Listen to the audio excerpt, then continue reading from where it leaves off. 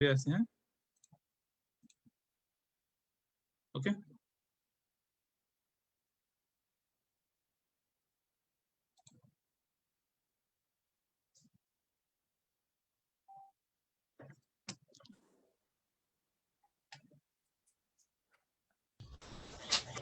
আমি দেখতেছি না, মানে লাইভে আসছো যদি আমি জানি না, আঙ্কেল কি দেখতেছেন? হ্যাঁ ইমরান, আমার ফোনে লাইভ আসছে। ওকে, হ্যাঁ এখন আসছে ভাইয়া।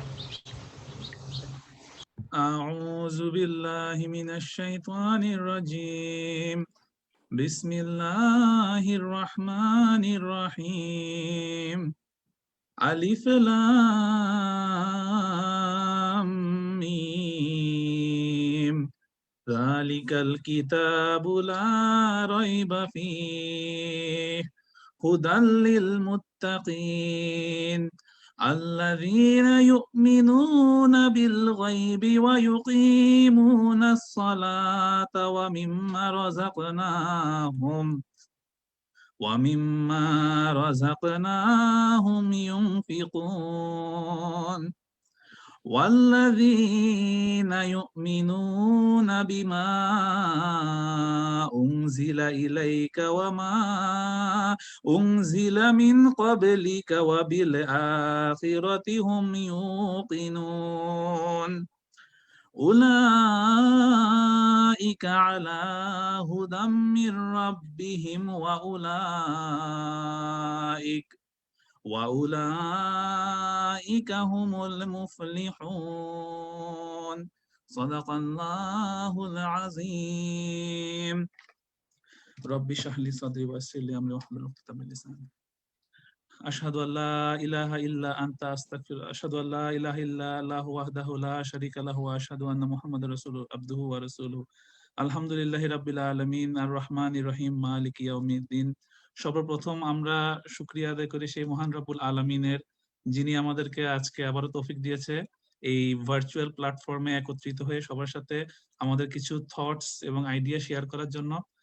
এবং আমরা লাখো লাখো দরুদ প্রেরণ করি আমার সেই মহামানব আল্লাহর প্রেরিত সর্বশ্রেষ্ঠ মানব, সর্বশ্রেষ্ঠ নবী, সর্বশেষ নবী হযরত মুহাম্মদ সাল্লাল্লাহু আলাইহি সাল্লামের উপর।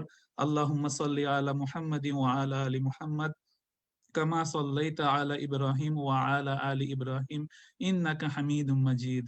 আল্লাহুম্মা বারিক আলা মুহাম্মাদিন ওয়া আলা আলি মুহাম্মাদ কামা বারাকতা আলা ইব্রাহিম ওয়া আলা আলি ইব্রাহিম ইন্নাকা হামিদুম মাজিদ। আম্মা বাদ। সবাইকে আসসালামু আলাইকুম। আশা করি আপনারা সবাই ভালো আছেন। আজকে আমরা তাদাব্বুরুল কোরআনের ফার্স্ট এপিসোডে আপনাদের সামনে একত্রিত হয়েছি আমরা সবাই। তাদাব্বুরুল কোরআন কথাটার অর্থ হচ্ছে যে কোরআনের রিফ্লেকশন আপন দা কোরআন, কোরআনকে নিয়ে চিন্তা ভাবনা করা। ঠিক আছে, তো আমরা আজকে যদিও যারা ফেসবুকে আমাদের সাথে জয়েন হয়েছেন হয়তো ফেসবুকে এটা আসছে অ্যাজ এ ক্লাস, কারণ ফেসবুকে মাঝে মাঝে কিছু লিমিটেশন থাকে যেটা আমি না চাইলে আমাকে সিলেক্ট করতে হয়। তো ওখানে একটা ফরম্যাট ছিল যে এটা কি কি ধরনের অনুষ্ঠান, তো সেখানে আমাকে সিলেক্ট করতে হয়েছিল যে এটা একটা ক্লাস। আসলে এটা কোনো ক্লাস না, এটা হচ্ছে আমাদের সানডে স্কুলে আমরা যারা স্টুডেন্ট, আলহামদুলিল্লাহ আমাদের কিছু স্টুডেন্ট মিলে আমরা গত রমজান মাসে কোরআন শরীফ এক খতম দিয়েছি। আলহামদুলিল্লাহ, আল্লাহ আমাদের সবার থেকে কবুল করে নিক। রব্বানা তাকাব্বাল মিন্না ইন্নাকা আনতাস সামিউল আলিম। তো আমাদের এই খতমের মাঝখানে আমরা কিছু কিছু আয়াত নিয়ে কিছু ডিসকাশন করেছিলাম আমাদের স্টুডেন্টরা। তো সেখান থেকেই আমার ইচ্ছা ছিল যে আমরা এই জিনিসটার উপরে যে যতটুকু শিখলো সেটার উপরে কিছু রিফ্লেকশন কিছু ডিসকাশন আমাদের লাইভে আমাদের সবার সাথে কিছু শেয়ার করার জন্য। তো প্রথমে আমি বলে দিই হচ্ছে যে এটা আসলে কোনো তাফসির না, আমরা এটা কোনো তাফসির করছি না, যেটার যে কোনো যোগ্যতা বা কোনো যোগ্যতা আমাদের এখনো হয় নাই। তো এখানে আমাদের প্রত্যেকটি স্টুডেন্ট আমরা প্রত্যেকে জাস্ট আমাদের কিছু থটস আর কিছু আইডিয়া আমরা শেয়ার করব। তো যদি এর মধ্যে কোনো ভুল থেকে থাকে সর্বপ্রথম আমরা আল্লাহ রাব্বুল আলামিনের কাছে ক্ষমা প্রার্থনা করি, আল্লাহ আমাদেরকে মাফ করে দিক। আর দ্বিতীয়ত হচ্ছে যদি আপনাদের কাছে আপনারা যারা অডিয়েন্স আছেন তাদের কাছে যদি আমাদের কোনো ভুল ধরা পড়ে, আশা করি আপনারা সেটা ক্ষমা চোখে দেখবেন এবং সেটা আমাদেরকে আপডেট করুন, আমাদেরকে জানাবেন সেই ভুলটা কমেন্ট সেকশনে বা যেখানে হোক। আর কি বলে যে আমাদের এই চেষ্টা, আমাদের সানডে স্কুলের প্রত্যেকটি স্টুডেন্টের এই চেষ্টাটা আল্লাহ রাব্বুল আলামিন কবুল করে নিক, আল্লাহুম্মা আমিন। তো আমি কোরআন শরীফের যে অংশটুকু তেলাওয়াত করলাম সূরা বাকারার প্রথম 5টা আয়াত, যেখানে আল্লাহ রাব্বুল আলামিন কোরআন শরীফ শুরু করেছেন আলিফ লাম মিম, এরপর বলেন যালিকাল কিতাবা লা রাইবা ফি। এটা এমন একটা কিতাব যেটাতে কোনো সন্দেহ থাকা যাবে না। আর এই বইটা হচ্ছে যে হুদাল লিল মুত্তাকিন, যারা মুত্তাকি তাদের জন্য হুদা। আল্লাহ রাব্বুল আলামিন কোরআন শরীফে বিভিন্ন জায়গায় বলেছে যে এই কোরআন শরীফটা হচ্ছে কি বলে যে একটা হিদায়াত, কিন্তু শুধুমাত্র হেদায়েত তাদের জন্য যারা হেদায়েত নিতে চায়। তো আর যারা হেদায়েত নিতে চায় আল্লাহ রাব্বুল আলামিন তাদের একটা কোয়ালিটি বর্ণনা করতে গিয়ে বলেছেন যে তারা হচ্ছে এমন মানুষ যারা কোরআন নিয়ে চিন্তা ভাবনা করে, যারা কোরআন নিয়ে নাড়াচাড়া করে, কোরআনটাকে জাস্ট একটা শেলফে গিলাপে বন্ধ করে একদম সুন্দর করে ধুয়ে মুছে রাখে তারা না। এটা হচ্ছে তারা যারা কোরআন শরীফটা খুলে পড়ে, পড়ে বুঝার চেষ্টা করে এবং বুঝার সাথে সাথে এটা নিজেদের জীবনে অ্যাপ্লাই করে। এই ধরনের মানুষকে বলেছে এই কোরআনটা হচ্ছে তাদের জন্য হুদাল লিল মুত্তাকিন। আর সেটারই একটা প্রচেষ্টার মাধ্যমে আমরা চেষ্টা করছি যে আমরা যেন কোরআন শরীফটা, আমরা যারা সানডে স্কুলের স্টুডেন্ট আমরা যারা আছি, এবং শুধু সানডে স্কুলের স্টুডেন্ট, আমাদের প্রত্যেকের এটা হওয়া উচিত যে আমরা যখনই কোরআন শরীফ পড়ি আমরা চেষ্টা করি এখান থেকে কিছু অর্থ নেয়ার এবং সেই অর্থটা আমাদের জীবনে অ্যাপ্লাই করার জন্য আমরা যথেষ্ট চেষ্টা করবো ইনশাল্লাহ।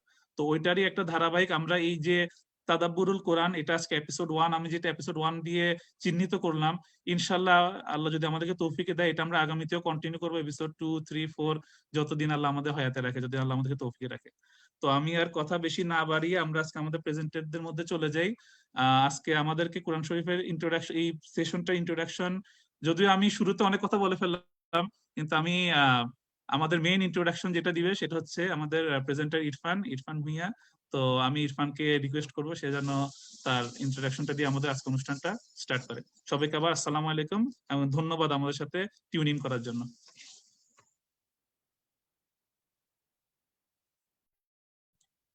Irfan, it's all yours.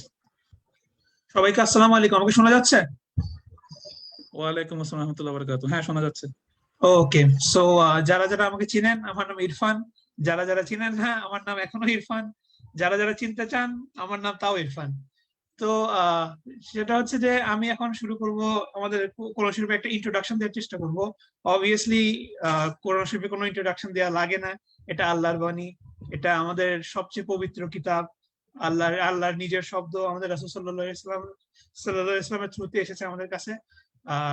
ছোট ভাই যেটা বললো যেটা হচ্ছে আমাদের জন্য একটা হিদায়াতের গাইডেন্স। আমি জাস্ট একটা জিনিস বলবো ইন্ট্রোডাকশন হিসেবে, যেটা আমার আব্বু সবসময় বলে, যেটা আমার কাছে খুবই ভালো লাগে অ্যাকচুয়ালি শুনতে। সেটা হচ্ছে যে আমার আব্বু বলে যে যেই মাসে কোরআনটা নাজিল হয়েছে, রমজান মাস, সেটা হচ্ছে আপনার মাসের মধ্যে 12 মাসের মধ্যে সবচেয়ে বেস্ট অফ দ্য বেস্ট মাস। তারপর যেই রাতে রমজান কোরআন নাজিল হয়েছে, লাইলাতুল কদর, এটা হচ্ছে রাতের মধ্যে বেস্ট অফ দ্য বেস্ট রাত। আর যেই জাতির কাছে কোরআন শরীফ নাজিল হয়েছে, আমরা মানুষ, আমরা হচ্ছি best of the best creation. Allah নিজেই বলেছেন যে মানুষ হচ্ছে ওনার সৃষ্টির সেরা। তো আমরা এখানে দেখতে পারি যে যেখানে কোরআন এসেছে সেই জিনিসটাই আপনার বেস্ট অফ দ্য বেস্ট হয়ে যায়। মাসও বেস্ট অফ দ্য বেস্ট হয়ে গেল, রাতও বেস্ট অফ দ্য বেস্ট হয়ে গেল, এবং আমরা মানুষরাও বেস্ট অফ দ্য বেস্ট হয়ে গেলাম। তো আমরা কেন হয়েছি? It's because of Quran. And আমরা দেখতে পারি যে কোরআনে অনেক জায়গায় আল্লাহ বলেছে যে আল্লাহর শুকরিয়া আদায় করতে হবে, বিকজ উনি তার বান্দাদের উপরে এই কিতাবটা নাজিল করেছেন। That's the impact. এই ইম্প্যাক্টটা কোরআন, দ্যাটস দ্য ইম্প্যাক্ট অফ কোরআন। এই ডিফারেন্সটা কোরআন ক্রিয়েট করে। So I think that's more than enough for introduction for Quran. And আমরা সবাই এখানে যারা যারা আজকে প্রেজেন্ট করবেন সবাই যথেষ্ট পরিমাণ প্রিপারেশন নিয়েছে, যথেষ্ট পরিমাণ এফর্ট দিয়েছে। সো আল্লাহ আমাদের সবাইকে বরকত দেখ, আমাদের এফর্টকে বরকত দেখ। বিসমিল্লাহির রহমানির রহিম। আসসালামু আলাইকুম সবাইকে। Okay, thank you very much Irfan for such a short and nice introduction. আর কি বলে যে, তো আমরা কোরআন শরীফটা আমরা আজকে আমাদের প্রেজেন্টারদের শুরু করব। আমাদের ফরম্যাটটা হচ্ছে আমরা ফার্স্ট প্রেজেন্টার আমাদের আজকে হচ্ছে মরিয়ম আক্তার ইকরা। সে আমাদেরকে কোরআন শরীফের প্রথম সূরা আল ফাতিহা এটা নিয়ে কিছু আমাদের সাথে শেয়ার করবে ইনশাআল্লাহ। মরিয়ম ইকরা, স্টার্ট করো। আসসালামু আলাইকুম। আমি আজকে সূরা ফাতিহার মধ্যে আল্লাহ আমাদেরকে কি বুঝাইছে আর কেন আমার সূরাটা ভালো লাগে আর কি শিখছে ওগুলো মধ্যে বলবো। আমার কাছে সূরা ফাতিহা অনেক ভালো লাগে, কারণ সূরা ফাতিহা হচ্ছে সবচেয়ে প্রথম সূরা যেটা আমরা কোরআন শরীফে পড়ি। আর সূরা ফাতিহা ছিল রিভিল হয়েছিল মক্কা আর মদিনাতে। আল্লাহ পুরা দুনিয়া যত মানে পুরা দুনিয়াকে বানিয়েছে। He is the most merciful. আর আল্লাহ, আমরা সবাই আল্লাহর ইবাদত করি আর একমাত্র আল্লাহর ইবাদত করি। আমাদের যখন কোনো মানে হেল্প লাগে তখন আমরা আল্লাহর কাছে আস্ক করি। His path is the path that guides us straight. The path for those who believed Allah and listened to His words. Allah is the master of the judgment day. এই পুরা দৃশ্য থেকে মানে পুরা সূরা ফাতিহা থেকে আমি শিখছি যে আল্লাহ আমাদেরকে শিখিয়েছে যে উনি ইবাদত করতে, ওনার পাথকে ফলো করতে। আর যখন আমরা সূরা ফাতিহা রিসাইট করি ওটার জন্য আমরা অনেক এক্সট্রা রিওয়ার্ড পাই, অথবা যখন আমরা মানুষের হেল্প করি ওটার জন্য আমরা অনেক রিওয়ার্ড পাই। ওকে, আসসালামু আলাইকুম। ওয়ালাইকুম আসসালাম। Thank you Iqra. কারো কোনো প্রশ্ন আছে ইকরার জন্য? Anything, does anyone want to ask anything to Iqra? Okay, মাশাআল্লাহ, খুব সুন্দর হয়েছে ইকরা। তুমি যেটা নিয়ে কথা বলছো সূরা ফাতিহা হচ্ছে যে সূরা ফাতিহার অনেকগুলো নাম আছে। সূরা ফাতিহা এক কথা হচ্ছে এটা হচ্ছে কোরআন শরীফের ইন্ট্রোডাকশন, কেউ বলে সূরা ফাতিহা হচ্ছে কোরআন শরীফের সারমর্ম, কেউ বলে সূরা ফাতিহা হচ্ছে আশিফা। কোন রকম অসুস্থতা, কোন রকম কি বলে যে কারো যদি শরীর খারাপ থাকে, সূরা ফাতিহাটা হচ্ছে রোগ নিরাময়ের একটা জারিয়া, একটা মাধ্যম। তো সূরা ফাতিহা হচ্ছে আমাদের অনেস্টলি ট্রুলি সূরা ফাতিহা আমাদের বান্দাদের জন্য আল্লাহ রাব্বুল আলামিনের একটা গিফট। সো থ্যাংক ইউ ইকরা, এই গিফটটাকে আমাদের কাছে আরেকটু সুন্দরভাবে রিপ্রেজেন্ট করার জন্য। Thank you. ওকে, এখন আমরা আমাদের next presenter, by the way, যেখানে ইকরা স্টপ করছে সেখানে ইকরা বলছে যে সূরা আল ফাতিহাতে আমরা আল্লাহর কাছে বলি ইয়াকা নাবুদু ওয়া ইয়াকা নাস্তাইন। ও আল্লাহ, আমরা শুধু আপনারই ইবাদত করি এবং আপনার কাছে আমরা কি সাহায্য চাই। আর আমরা সেই সাহায্যটা চাই ইহদিনাস সিরাতাল মুস্তাকিম, আমরা আপনার কাছে সাহায্য চাই যাতে আমরা একটা স্ট্রেট পথে থাকতে পারি। সিরাতাল লাযিনা আনআমতা আলাইহিম গায়রিল মাগদুবি আলাইহিম ওয়ালাদ-দাল্লিন।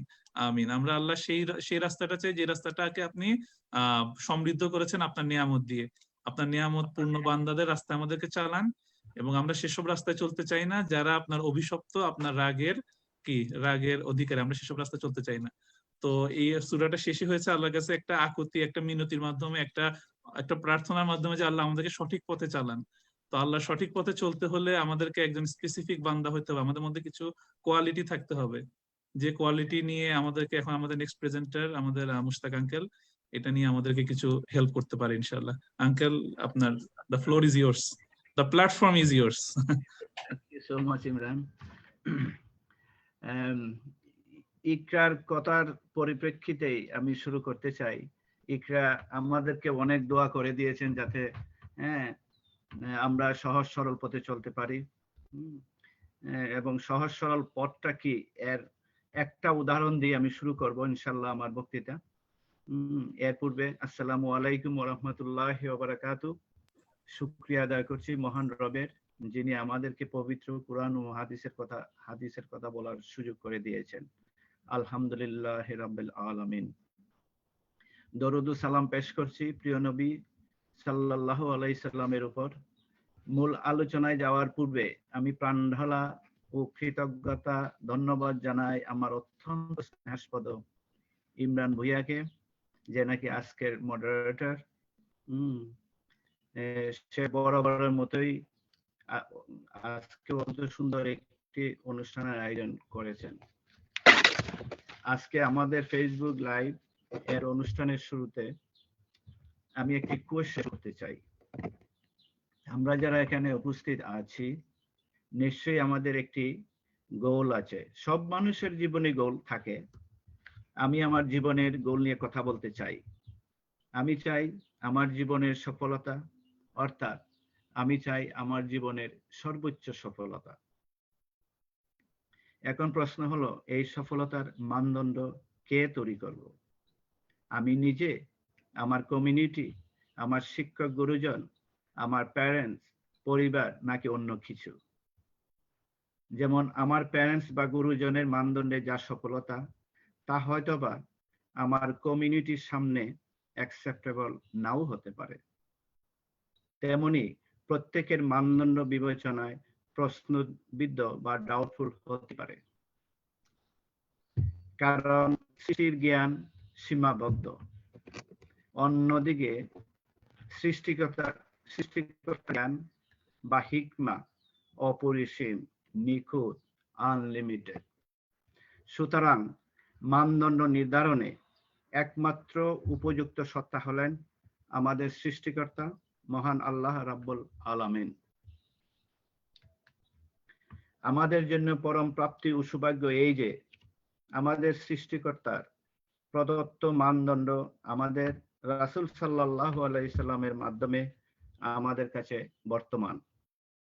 পবিত্র আল কুরআন, এই পবিত্র কুরআন মজিদের 23 নম্বর সূরা, সূরা আল মুমিনুল এ আল্লাহ আমাদেরকে সফলতার এই মানদণ্ড অত্যন্ত পরিষ্কার ও সহজভাবে দান করেছেন। আমার এই প্রেজেন্টেশনে সূরা মুমিনুলের প্রথম 11 আয়াত এর উপর কিছু বলার চেষ্টা করব ইনশাআল্লাহ। আল্লাহ আমাকে সঠিকভাবে বলার ও বোঝানোর তৌফিক দেন, আমিন। আল্লাহ রাব্বুল আলামিন সূরা মুমিনুলের সূরাটি শুরুই করেছেন এই ঘোষণার মাধ্যমে, কাদ আফলাহাল মুমিনুন, যার অর্থ হলো আসলেই মুমিনরা সফল। Indeed, the believers are the truly successful ones. তাহলে আমরা এই আয়াতের মাধ্যমে বুঝতে পারছি আমাদের সৃষ্টিকর্তার মানদণ্ডে সফল হতে হলে আমাদেরকে মুমিন হতে হবে। এখন প্রশ্ন হলো, হু ইজ মুমিন বা মুমিন বান্দা কিভাবে হওয়া যায়? শাব্দিক অর্থে মুমিন অর্থ যা আমরা জেনে থাকি যে বিশ্বাসী বান্দা বা বিশ্বাসী বান্দারাই হলেন মুমিন, যা সঠিক। কিন্তু শুধুমাত্র এইটুকু ধারণা পোষণ করলেই প্রকৃত মুমিন হওয়া যায় না। প্রকৃত মুমিনের কিছু বিশেষ বৈশিষ্ট্য থাকা আবশ্যক। উক্ত সূরায় মুমিনদেরকে সফল ঘোষণা করার পর মহান আল্লাহ রাব্বুল আলামিন মুমিনদের পরিচয় বর্ণনা বলেছেন। সূরা আল মুমিনের আয়াত নাম্বার 2, আল্লাযীনা হুম ফি সালাতিহিম খাশিয়ুন, অর্থাৎ মুমিন বান্দারা যখন সালাত আদায় করেন তখন তারা খুশুয়ের সাথে অর্থাৎ একনিষ্ঠভাবে ভয়ভীতি ও ভালোবাসার সাথে আদায় করেন। এখানে উল্লেখ্য যে মুমিনের প্রথম পরিচয় আল্লাহর মানদণ্ডে মুমিনের নামাজ, যা হতে হবে একনিষ্ঠতাপূর্ণ, সিনসিয়ারিটির সাথে। কিন্তু সত্যিকার অর্থে দুঃখের বিষয় হলো এই যে সালাতকে আল্লাহ রাব্বুল আমিন মুমিনের প্রথম পরিচয় ঘোষণা করেছেন, সেই সালাতকে আমরা অনেক মুসলমান অবহেলার বিষয় হিসেবে গণ্য করি, যা মোটেও সমীচীন নয়। মুমিনের 2 নম্বর বৈশিষ্ট্যটি হলো এই সূরার আয়াত নাম্বার 3, আনিল লাগুই মরিদুন, অর্থাৎ মুমিনরা অহেতুক কথাবার্তা ও কর্মকাণ্ড থেকে বিরত থাকে। যেসব কথাবার্তা ও কাজ ফলপ্রসূ নয়, অনেক ক্ষেত্রেই মূল্যহীন, মুমিন বান্দারা যথাসাধ্য তা এড়িয়ে চলে। কোনো গ্যাদারিং পার্টি যেখানে অহেতুক কথাবার্তা, অপ্রয়োজনীয় হাসি ঠাট্টা তামাশা, পরনিন্দা বা সমালোচনা বিদ্যমান, মুমিন বান্দারা এসব পরিস্থিতি দক্ষতা ও বুদ্ধিমত্তার সাথে এড়িয়ে চলেন। 3 নম্বর বৈশিষ্ট্য, যে নাকি আয়াত নাম্বার 4 এ বলেছেন, তারা লিজ্জা কাতিফা ইলু, অর্থাৎ তারা যাকাত এবং দানের ক্ষেত্রে সদা সক্রিয়। মুমিন বান্দারা ওটা ভালো করেই তাদের হৃদয়ে পোষণ করে যে তাদের সমস্ত অর্থ সম্পদেই আল্লাহ প্রদত্ত নিয়ামত। সুতরাং তারা আল্লাহর দেওয়া দান আল্লাহর রাস্তায় আল্লাহর বান্দাদের জন্য ব্যয় করতে বিন্দুমাত্র কুণ্ঠাবোধ করেন না। মুমিনদের আরেকটি বৈশিষ্ট্য হলো লিফুরুজিহিম হাফিজুন, আয়াত নাম্বার 5, যার অর্থ হলো মুমিন বান্দা বান্দিরা সর্বদাই তাদের মডিস্টি, হায়া বা ইজ্জতকে সর্বোত্তমভাবে সুরক্ষা করে। তারা কখনো চারপাশের প্রচলিত অশালীন ও ইমোডিস্টিতে নিজেদেরকে কোনোভাবে অংশীদার করে না। মুমিনদের আরেকটি বৈশিষ্ট্য হলো লি আমানাতিহিম ওয়াদিহিম রাউন, যার অর্থ মুমিন বান্দারা তাদের আমানত ও ওয়াদা রক্ষা করে। আমানত রক্ষা করার অর্থ হলো অর্পিত কর্তব্য পালন করা এবং অন্যের প্রদত্ত মালের হেফাজত করা। ওয়াদা রক্ষা করার অর্থ হলো আল্লাহর সাথে কৃত ওয়াদা এবং অন্য বান্দার সাথে কৃত ওয়াদা রক্ষা করা। এই বৈশিষ্ট্যটি মুমিনের এতই গুরুত্বপূর্ণ বৈশিষ্ট্য যে রাসূল সাল্লাল্লাহু আলাইহি সাল্লাম বলেছেন, যার মুমিনের বিপরীতে অর্থাৎ মুনাফিক, তাদের বিশেষ বৈশিষ্ট্য হলো তারা ওয়াদা ভঙ্গ করে এবং আমানতের খিয়ানত করে। আল্লাহ রাব্বুল আলামিন আমাদেরকে মাফ করুক, আল্লাহু আমিন। মুমিন বান্দাদের আরেকটি বৈশিষ্ট্য হলো তারা আলা সালাতিহিম ইউহাফিজুন, অর্থাৎ তারা তাদের নামাজের ব্যাপারে হাফিজ, খুবই যত্নশীল। তারা যেভাবে সেভাবে নামাজ পড়ে না, তারা নামাজ পড়ে যত্নের সাথে, আদব ও বিনয়ের সাথে। একজন বডিগার্ড যেমন কোনো কিছু গার্ড করে, ঠিক সেইভাবে একজন মুমিন বান্দার নামাজ তিনি গার্ড করেন, আর এই গার্ড করাকে হাফিজ বলে। মহান আল্লাহ রাব্বুল আলামিন সূরা মুমিনুলের পর 25 নম্বর সূরা আল ফুরকান এও উনার বান্দাদের কিছু বর্ণনা করেছেন। তাদের এই বৈশিষ্ট্যগুলো এই তালিকায় আমি যুক্ত করা প্রয়োজন বলে মনে করি। সূরা ফুরকানের 63 নম্বর আয়াতে আল্লাহ পাক বলেন যে করুণাময়ের বান্দারা পৃথিবীতে যখন চলাফেরা করে তখন চলাফেরা করে হাওনায়ের সাথে, অর্থাৎ নম্র ভদ্রভাবে। তারা অহংকার করেন না এবং মূর্খরা ও অজ্ঞরা যখন তাদের তর্কের জন্য আহ্বান করে, মুমিনরা বলে সালাম, অর্থাৎ শান্তি বিনিময়ের মাধ্যমে তারা তাদেরকে এড়িয়ে চলেন। সূরা ফুরকানের আয়াত নম্বর 64-তে আল্লাহ বলেন, মুমিন বান্দারা একমাত্র আল্লাহর সন্তুষ্টির উদ্দেশ্যে সেজদাবনত ও দণ্ডায়মান হয়ে রাত অতিবাহিত করে, অর্থাৎ উক্ত আয়াতে তাহাজ্জুদের নামাজের প্রতি গুরুত্ব আরোপ করা হয়েছে। এখানে আবারও নামাজের প্রয়োজনীয়তা বিশেষভাবে আল্লাহ উল্লেখ করেছেন। আয়াত নম্বর 65-তে আছে, মুমিন বান্দারা সর্বদা জাহান্নামের শাস্তির ভয় করে এবং তা থেকে রক্ষা পেতে মহান রবের কাছে মিনতি করে, এই বলে রাব্বানা রিফ আনা আযাবা জাহান্নাম, অর্থাৎ হে আমাদের রব, আমাদের থেকে জাহান্নামের আযাবকে দূরে রাখো। আয়াত নম্বর 64-তে বলা হয়েছে, মুমিন বান্দারা যখন ব্যয় করে তখন অপব্যয় করে না এবং কার্পণ্যও করে না। তারা তাদের দৈনন্দিন জীবনের সকল ক্ষেত্রে সমতা বা ব্যালেন্সিং রক্ষা করে চলে। আয়াত নম্বর 64-তে আল্লাহ পাক বলেছেন, মুমিন বান্দারা আল্লাহর সাথে অন্য কোনো উপাস্যকে ডাকে না। আল্লাহ যা হত্যা নিষেধ করেছেন যথার্থ কারণ ছাড়া তা হত্যা করে না, হোক সেটা মানুষ বা অন্য কোনো প্রাণী।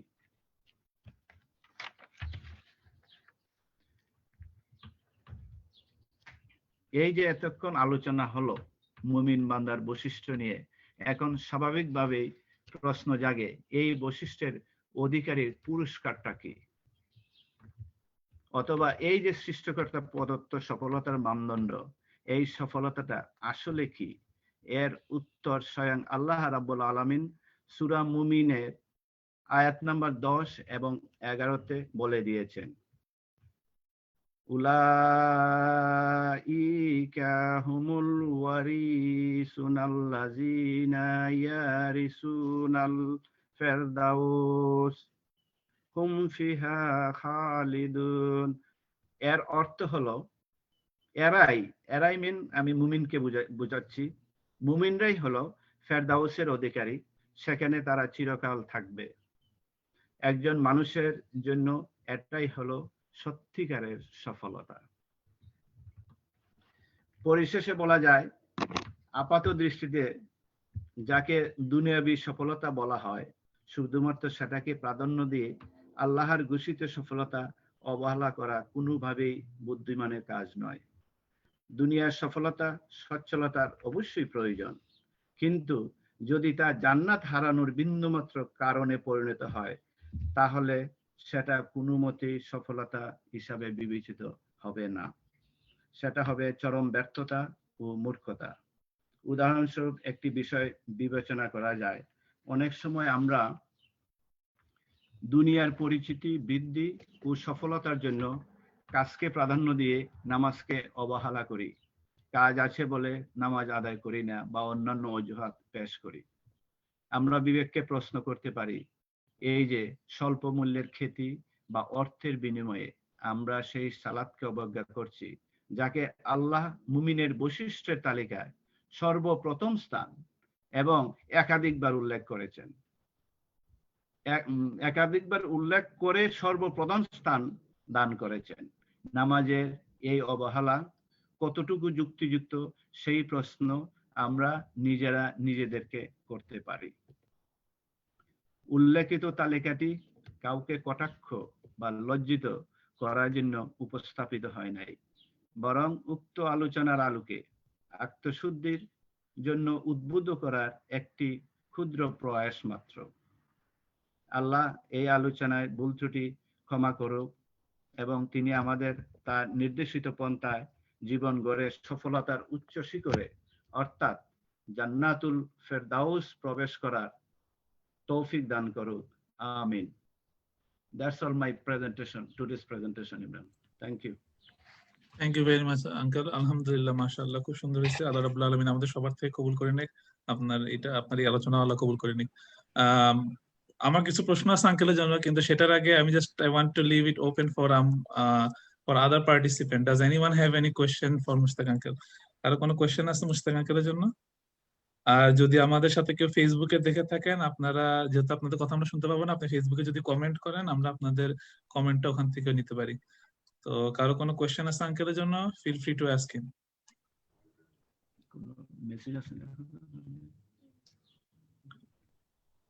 ওকে, তাহলে যদি কোশ্চেন না থাকে আঙ্কেল, আমার একটা কোশ্চেন হচ্ছে যে ফার্স্ট অফ অল আমি ফেসবুকে যারা আমাদের সাথে আছেন তাদেরকে আমি কমেন্ট সেকশনে লিখে দিছি যে আঙ্কেল আজকে যে জিনিসটা প্রেজেন্টেশন করছে সূরা আল মুমিনুন সূরা নাম্বার 23 আয়াত 1 থেকে 11, আর সেকেন্ডটা হচ্ছে সূরা আল ফুরকান সূরা নাম্বার 25 আয়াত নাম্বার 63 থেকে আয়াত নাম্বার 68 অথবা 68 খুব সম্ভব, এতটুকু। তো আপনারা এই জিনিসটা খেয়াল করে নেবেন। তো আঙ্কেল আপনার কাছে আমার প্রশ্ন হচ্ছে, আপনি যখন মুমিন বান্দাদের বৈশিষ্ট্য আলোচনা করতেছেন, ওখানে আপনি একটা পয়েন্ট বলছেন যে মুমিনদের যারা মুমিন তাদের একটা বৈশিষ্ট্য হচ্ছে যে তারা তাদের ওয়াদা রক্ষা করে। তো সেখানে আপনি একটা কথা বলছেন যে তারা ওয়াদা আল্লাহর সাথে কৃত ওয়াদা পূরণ করে। তো এই জিনিসটা আপনি আল্লাহর সাথে ওয়াদা বলতে আপনি কি বুঝাইছেন এখানে? থ্যাংক ইউ ইমরান, খুব সুন্দর একটা প্রশ্ন। আল্লাহর সাথে কৃত ওয়াদা বলতে একমাত্র আল্লাহ তাআলার ইবাদত করা, উনার সাথে কাউকে শরীক না করা। এবং আমরা ইকরা বলেছে সূরা ফাতিহার মধ্যে, ইয়াকা না'বুদু ওয়া ইয়াকা নাস্তাইন, আমরা শুধু তোমার ইবাদত করি এবং তোমারই সাহায্য প্রার্থনা করি। আমি এটাই মিন করছি আল্লাহর সাথে কৃত। আল্লাহকে কৃত ওয়াদা হচ্ছে যেটা আমরা প্রতিদিন অ্যাটলিস্ট নামাজের মধ্যে কম হলেও 17-18 বার আমরা ইয়াকা না'বুদু ওয়া ইয়াকা নাস্তাইন যখন বলি যে আল্লাহ আমরা আপনার সাহায্য চাই, আপনার ইবাদত করি, তো এটা আল্লাহর কাছে করা আমাদের ওয়াদা। ওকে আঙ্কেল, আরেকটা জিনিস একটু আমার কাছে, আমি জানি what you mean, but still আমাদের অডিয়েন্সদের জন্য আপনি যদি একটু ক্লিয়ার করেন আমার জন্য ভালো, আমাদের সবার জন্য ভালো হবে। যে আপনি বলছেন যে সূরা ফুরকানের যেখানে আপনি মুমিনদের বৈশিষ্ট্য আলোচনা করতে গিয়ে বলছেন যে মুমিন যারা তারা কোনো যথার্থ কারণ ছাড়া কোনো কিছু, হোক সেটা মানুষ বা অন্য কোনো প্রাণী, হত্যা করে না। তো যথার্থ কারণ বলতে আপনি কি বুঝেছেন? কতটুকু কারণ হলে একটা মানুষকে হত্যা করতে পারে, বা এটা দিয়ে আপনি কি বুঝেছেন যদি একটু ক্লিয়ার করে দেন আমাদের জন্য। Thank you. সত্যিকার অর্থে কোনো কারণ ছাড়াই মানুষ মানুষকে হত্যা করতে পারে না। এটা হবে রীতিমতো একটা ক্রাইম এবং জঘন্য এবং ঘৃণ্য কাজ। কিন্তু যথার্থ কারণ ছাড়া হত্যা করতে পারে শুধু তারাই যারা নাকি এর অধিকারী। আমি অধিকারী বলতে জিনিসটা এটাই মিন করতে চাচ্ছি, যেমন কেউ যদি কোনো জঘন্য অপরাধ করে তার বিচার বিশ্লেষণের জন্য আমাদের নির্দিষ্ট জায়গা আছে। যেটা আমি মিন করতেছি, বিচারক আছে, উনি বিচার করার একমাত্র মালিক। এই দেশের প্রচলিত আইন অনুযায়ী উনি একমাত্র বিচার করার মালিক, উনি একমাত্র বিচার করতে পারেন, তাকে এই হত্যার হুকুম দিতে পারেন বিচার বিশ্লেষণের মাধ্যমে। আর যদিও সে দোষী বা দায়ী, আমি বা তুমি ইচ্ছা করলেই যদি কাউকে হত্যা করি, তাহলে আমি বা তুমি আমরা খুনি হয়ে গেলাম। অত্যন্ত আমরা ইকুয়ালি ক্রিমিনাল। সে যতটুকু ঘৃণ্য অপরাধী করুক, যেহেতু আমাদের কাছে কোনো সরকারি আমাদের কাছে সরকারি পারমিশন নাই, আমরা যেহেতু কোনো জাজ বা আইনি লোক নয়, সেহেতু আমাদের কাছে আমরা আইন নিজের হাতে তুলে নিতে পারবো না। তো বেসিক্যালি আপনার যথার্থ কারণ বলতে যেটা বলছেন, আমাদের সাধারণ মানুষের জন্য যথার্থ কারণ বলতে কিছু নাই। আমাদের জন্য কাউকে হত্যা করাটাই আমাদের জন্য হারাম। এটা হচ্ছে শুধুমাত্র যারা জাজ বা যারা আইনের উচ্চ পর্যায়ে যথাস্থানে আছে, এটা মাত্র শুধু তাদের জন্য যথার্থ কারণ। তো আল্লাহ এখানে এই আয়াতের মাধ্যমে বোঝা যাচ্ছে যে শুধুমাত্র আপনি জাজ হইলে যাকে তাকে হত্যা করতে পারবেন তা না। এখানে বোঝা আপনি যখন জাজ হবেন তখন আপনার যথার্থ কারণ লাগবে, এছাড়া পারবেন না। থ্যাংক ইউ আঙ্কেল জিনিসটা ক্লিয়ার করার জন্য। মাশাআল্লাহ, আল্লাহ আমাদের সবাইকে আর একটু বুঝার এবং সে অনুযায়ী আমল করার তৌফিক দান করুক। Thank you uncle. ওকে, তো আমরা আঙ্কেল খুব সুন্দর, মুস্তাক আঙ্কেল আমাদেরকে খুব সুন্দরভাবে যেটা বুঝাইলো সূরা মুমিনের যেই বৈশিষ্ট্যগুলো আমাদের সামনে তুলে ধরছেন। আর আঙ্কেল বারবার যে জিনিসটা, অ্যাকচুয়ালি এটা আঙ্কেলের কথা তো না, এটা হচ্ছে আল্লাহর কথা, যেখানে আল্লাহ বারবার মুমিনের বৈশিষ্ট্য বলতে গিয়ে বলছে যে প্রথমে বললেন তারা নামাজের ব্যাপারে খুব খাশিয়ুন, তারা খুব ভয়ের সাথে নামাজ পড়ে। তার কিছু আয়াত পরে আবার বললেন তারা নামাজ পড়ে যত্নের সাথে। তার কিছু পরে সূরা ফুরকানে আবার বললেন তারা নামাজ এবং সেজদা এবং রুকুর মাধ্যমে রাত কাটায়। মানে নামাজটা এত ইম্পর্টেন্ট যে আল্লাহ বারবার করে আনছেন।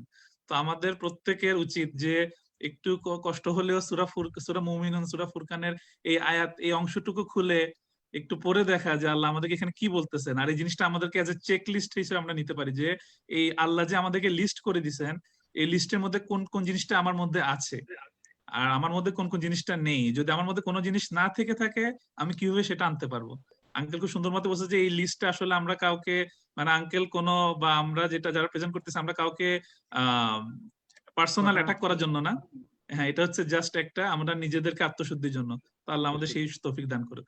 তো আমরা এই যে মুমিন হব, এই যে কোয়ালিটি গুলো আমরা অ্যাচিভ করব, এই কোয়ালিটির মাধ্যমে আমাদের রেজাল্টটা কি বা এটার মাধ্যমে আমাদের ফলাফলটা কি, যদিও আঙ্কেল সংক্ষেপে বলছে, কিন্তু এটা নিয়ে আরেকটু এলাবোরেট করার জন্য আমি রিকোয়েস্ট করব আমাদের সানডে স্কুলেরই আমাদের অতি পরিচিত মুখ তাসমিয়া চৌধুরীকে, যদি সে একটু এলাবোরেট করে আমাদের কাছে, ইনশাআল্লাহ। তাসমিয়া, গো ফর ইট। আসসালামু আলাইকুম সবাইকে। আমার নাম হচ্ছে তাসমিয়া, আর আজকে আমি সূরা তাওবার 111 থেকে 112 নম্বর আয়াত নিয়ে কথা বলবো। একটু আগে মুস্তাক আঙ্কেল যে সূরাটা নিয়ে কথা বলছিল, ওটা ছিল সূরা মুমিনুন। আর ওখানে আল্লাহ তাআলা মুমিনদের বৈশিষ্ট্য নিয়ে কথা বলেন এবং মুমিনদেরকে নিয়ে কথা বলেন। আর এখন আমি যে আয়াতগুলো নিয়ে কথা বলবো, ওখানেও আল্লাহ তাআলা আমাদেরকে মুমিনদের কিছু বৈশিষ্ট্য, ওদের যে যে কাজ করলে আমরা মুমিন হতে পারবো, এসব নিয়ে কথা বলেন। এখানে সূরা তাওবার আয়াত 111 আল্লাহ তাআলা একদম স্টার্ট করেন, বলেন যে আমাদের মধ্যে যারা মুমিন আছে তাদের থেকে আল্লাহ তাআলা তাদের জান এবং মাল কিনে নিয়েছেন জান্নাতের বিনিময়ে। আর এই কথাটা শুধু আল্লাহ তাআলা মুমিনদেরকেই বলছেন, কারণ যারা আল্লাহ তাআলার উপর বিশ্বাস করে না তাদের উপর আল্লাহ তাআলার কোনো রেসপন্সিবিলিটি নাই। বাট রেসপন্সিবিলিটি নাই বলতে এটা না যে তারা তাদের উপর আল্লাহ তাআলার কোনো অধিকার নাই, এরকম না। রেসপন্সিবিলিটি নাই বলতে জাস্ট বুঝাচ্ছে যে তারা আল্লাহ তাআলার থেকে কিছু পাওনা পাবে না। যেমন মুমিনরা যেরকম জান্নাত পাবে পাওনা হিসেবে, তারা আল্লাহ তাআলা থেকে কিছু পাবে না। আর এই আয়াতে আল্লাহ তাআলা আমাদেরকে এটাও বলেন যে যারা আল্লাহ তাআলার জন্য ফাইট করে, আল্লাহ তাআলার রাস্তায় ফাইট করে, এবং এই ফাইটের মধ্যে আমরা যদি মারাও যাই অথবা কাউকে মারিয়ে ফেলি, এই জিনিসটা আল্লাহ তাআলার জন্য অ্যাকসেপ্টেবল। আর জিনিসটা শুধু আমরা আল্লাহ তাআলার জন্য করতে পারবো, অন্য কোনো ইন্টেনশন থাকতে পারবে না। আর এই আয়াতের এন্ডিং এ আল্লাহ তাআলা আমাদেরকে বলছেন যে যারা মুমিন হয়ে জান্নাতে যেতে পারবে, তাদের জন্য এই সাকসেস থেকে বড় আর কোনো সাকসেস নাই। আর এরপরের আয়াতে আল্লাহ তাআলা আমাদেরকে একটু আগে যে মুস্তাক আঙ্কেল মুমিনদের বৈশিষ্ট্য নিয়ে কথা বলছিলেন, ওই বৈশিষ্ট্যের মধ্যে নেক্সট আয়াতে আল্লাহ তাআলা আমাদের কিছু বৈশিষ্ট্য বলেন। ওটা হচ্ছে যে যারা আল্লাহ তাআলার কাছে তওবা করেন এবং যারা আল্লাহ তাআলার সরি, যারা আল্লাহ তাআলার কাছে তওবা করেন, তার প্রশংসা করেন এবং আল্লাহ তাআলার কাছে ইবাদত করে, যারা আল্লাহ তাআলার রাস্তায় চলে, আল্লাহ তাআলার জন্য রোজা রাখে, এবং যারা আল্লাহ তাআলা মানে যারা খারাপ কাজ করতেছে তাদেরকে বাধা দেয় এবং ভালো কাজ করার জন্য উৎসাহিত করে, তাদের জন্য আল্লাহ তাআলা বলছে যে আল্লাহ এবং যারা আল্লাহ তাআলার লিমিট গুলো একসেপ্ট করে, আল্লাহ তাআলা যে লিমিট দিয়েছে ওটার থেকে বাইরে যায় না, যে such as জান্নাত হালাল এবং হারামের মধ্যে একসেপ্ট করে হালাল হারামের মধ্যে।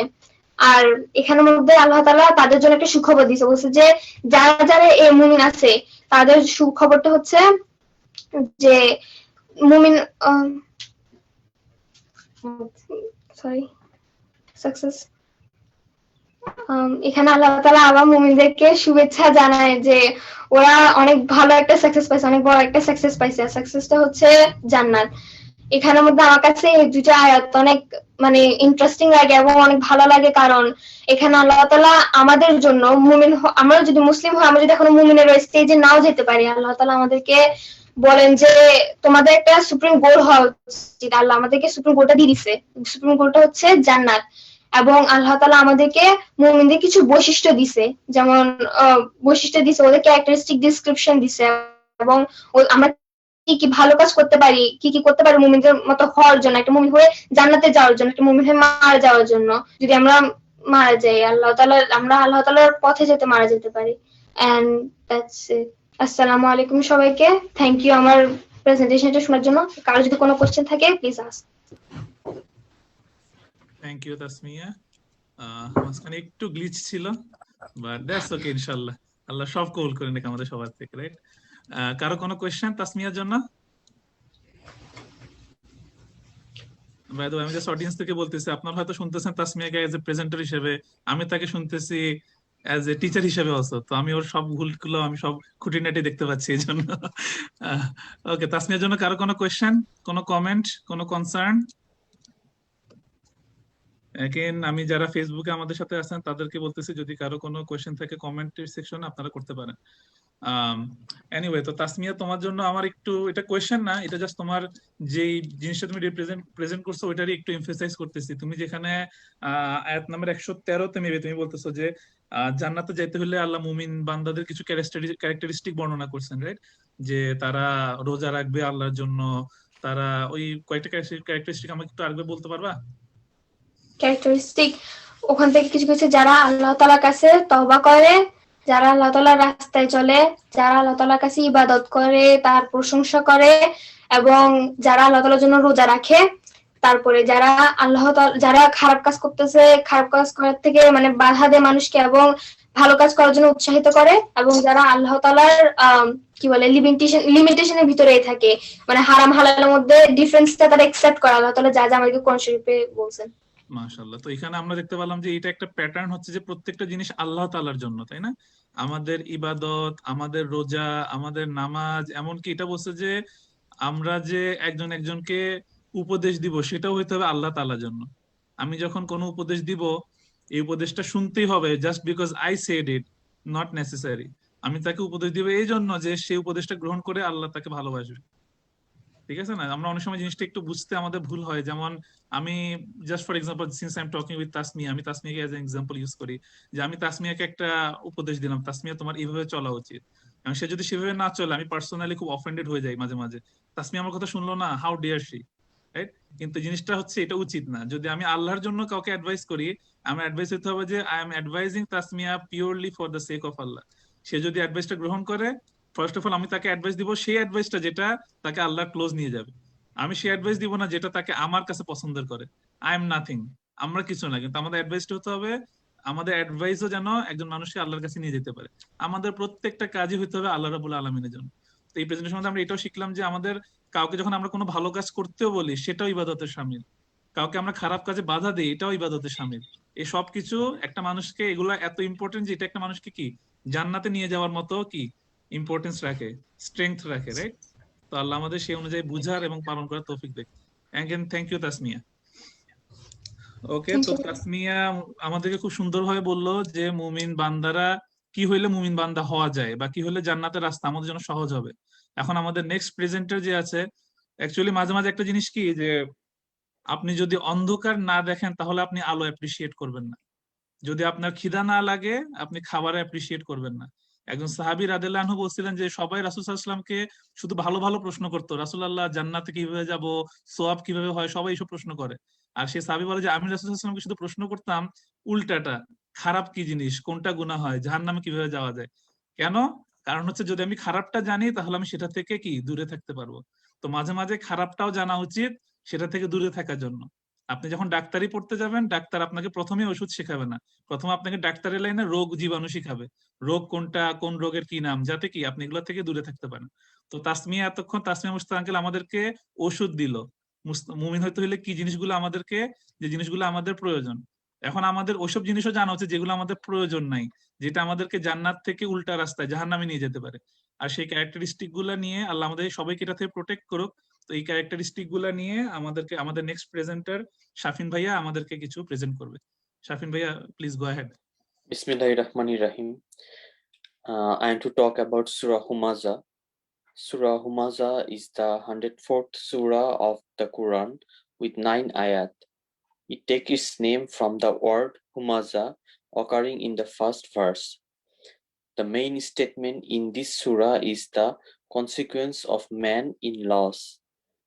It condemns those who backbites other, whether by speech or action, and imagine that their own wealth will keep them immune from death, and describes the doom of hell which awaits them. A hadith from Muslim Sharif state that Abu Hurairah radhiyallahu anhu reported Rasul Sallam saying, "Do you know what is backbiting?" The companion said, "Allah and his messengers know best." Thereupon the Holy Prophet ﷺ said, "Backbiting implies you're talking about your brother in a manner which he does not like." It was said to him, "What is your opinion about this? That if I actually find that falling in my brother, which I made a mention of," Rasul ﷺ said, "If that falling is actually found in him, what you assert, you in fact backbited him. And if that is not in him, it is a slander." The third verse refers to two categories of people. The first one includes those who think that their wealth will extend their time in the worldly home. The second one includes those who think uh, their wealth can make them immortal. Whatever the case, the meaning is clear. Such people are so engrossed in their worldly wealth that they forget all about their inevitable death. Such backbiters and greedy people will be treated as worthless on the day of judgment, because all they cared about was their wealth and mocked others for lack of it. In this surah, Allah questions us about the fire of hell, and it is mentioned that it is the fire of Allah, which mounts directed at the heart. Indeed, hellfire will be closed down upon them. Another hadith from Bukhari, it was narrated that Abu Hurairah radhiyallahu anhu said, "The Messenger of Allah sallallahu alaihi wasallam said, whoever has wronged his brother with regard to his honor or anything else, let him seek his forgiveness today, before there will be no dinar and no dirham, and if he has any good deeds to his credit, they will be taken from him in a manner compensated with the wrong he did, and if he has no good deed, then some of his counterparts' bad deeds will be taken and added to his burden." Now, my advice is, we will think twice about backbiting after reading this. Backbiting in the moment may provide you temporary relief, but know the only person you harm is yourself. In the hadiths, It says the punishment of backbiting is that Allah will take away from your account of good deeds and give it to the one you hurt as an act of compensation. Now think about that. The person you detest is gaining from your inability to control your emotion. You are not only giving them your time, focus, and attention, you are also losing your good deeds. And added to their, what do you really leave? What do you really gain from backbiting? So actually, আমি লাস্টে যে কথা বলতে চাই যে আমরা হয়তো মানে অনেকেই ব্যাকবাইটিংটাকে কোনো কিছু মনে করি না এবং এটা আমাদের কথা বলার সময় একটা পার্ট হিসেবে মনে করি, বাট এটা যে একটা মেজর সিন আর এটা যে আমাদের জন্য এতটা হার্মফুল একটা জিনিস যেটা আমাদের মানে ভালো জিনিসগুলোকে নষ্ট করে দিচ্ছে, এটা নিয়ে আমাদের সবাইকে একটু কনসিয়াস হওয়া দরকার। Thank you Imran. Thank you ভাইয়া, থ্যাংক ইউ ভেরি মাচ। কারো কোনো প্রশ্ন আছে শাফিন ভাইয়ার জন্য?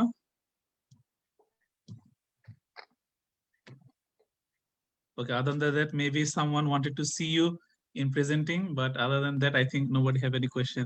But আমি কিছু আপনাকে কিছু আপনার পয়েন্টের সাথে আপনার প্রেজেন্টেশনটার সাথে কিছু কথা আমি বলতে চাই ভাইয়া, যে আপনি যেখানে বললেন গীবত জিনিসটা কি, রাসূল সাল্লাল্লাহু আলাইহি ওয়াসাল্লামকে প্রশ্ন করা হয়েছে গীবতটা কি, আপনি এটা একটু আরেকবার আমাদের জন্য বাংলাতে বা একটু সুন্দর করে আমাদেরকে এক্সপ্লেইন করতে পারবেন যে গীবতটা আসলে কি? হ্যাঁ, এটা আমি অবজেকশন দিই যে আমরা অনেকে মনে করি হয়তো যে কারোর মধ্যে কোনো একটা ফল্ট আছে, তো আমি যদি ওই ফল্টের কথাটা বলি তাহলে তো কোনো প্রবলেম নাই, বাট এই জিনিসটাই গীবত, মানে এই জিনিসটা আমরা বুঝতে পারি না।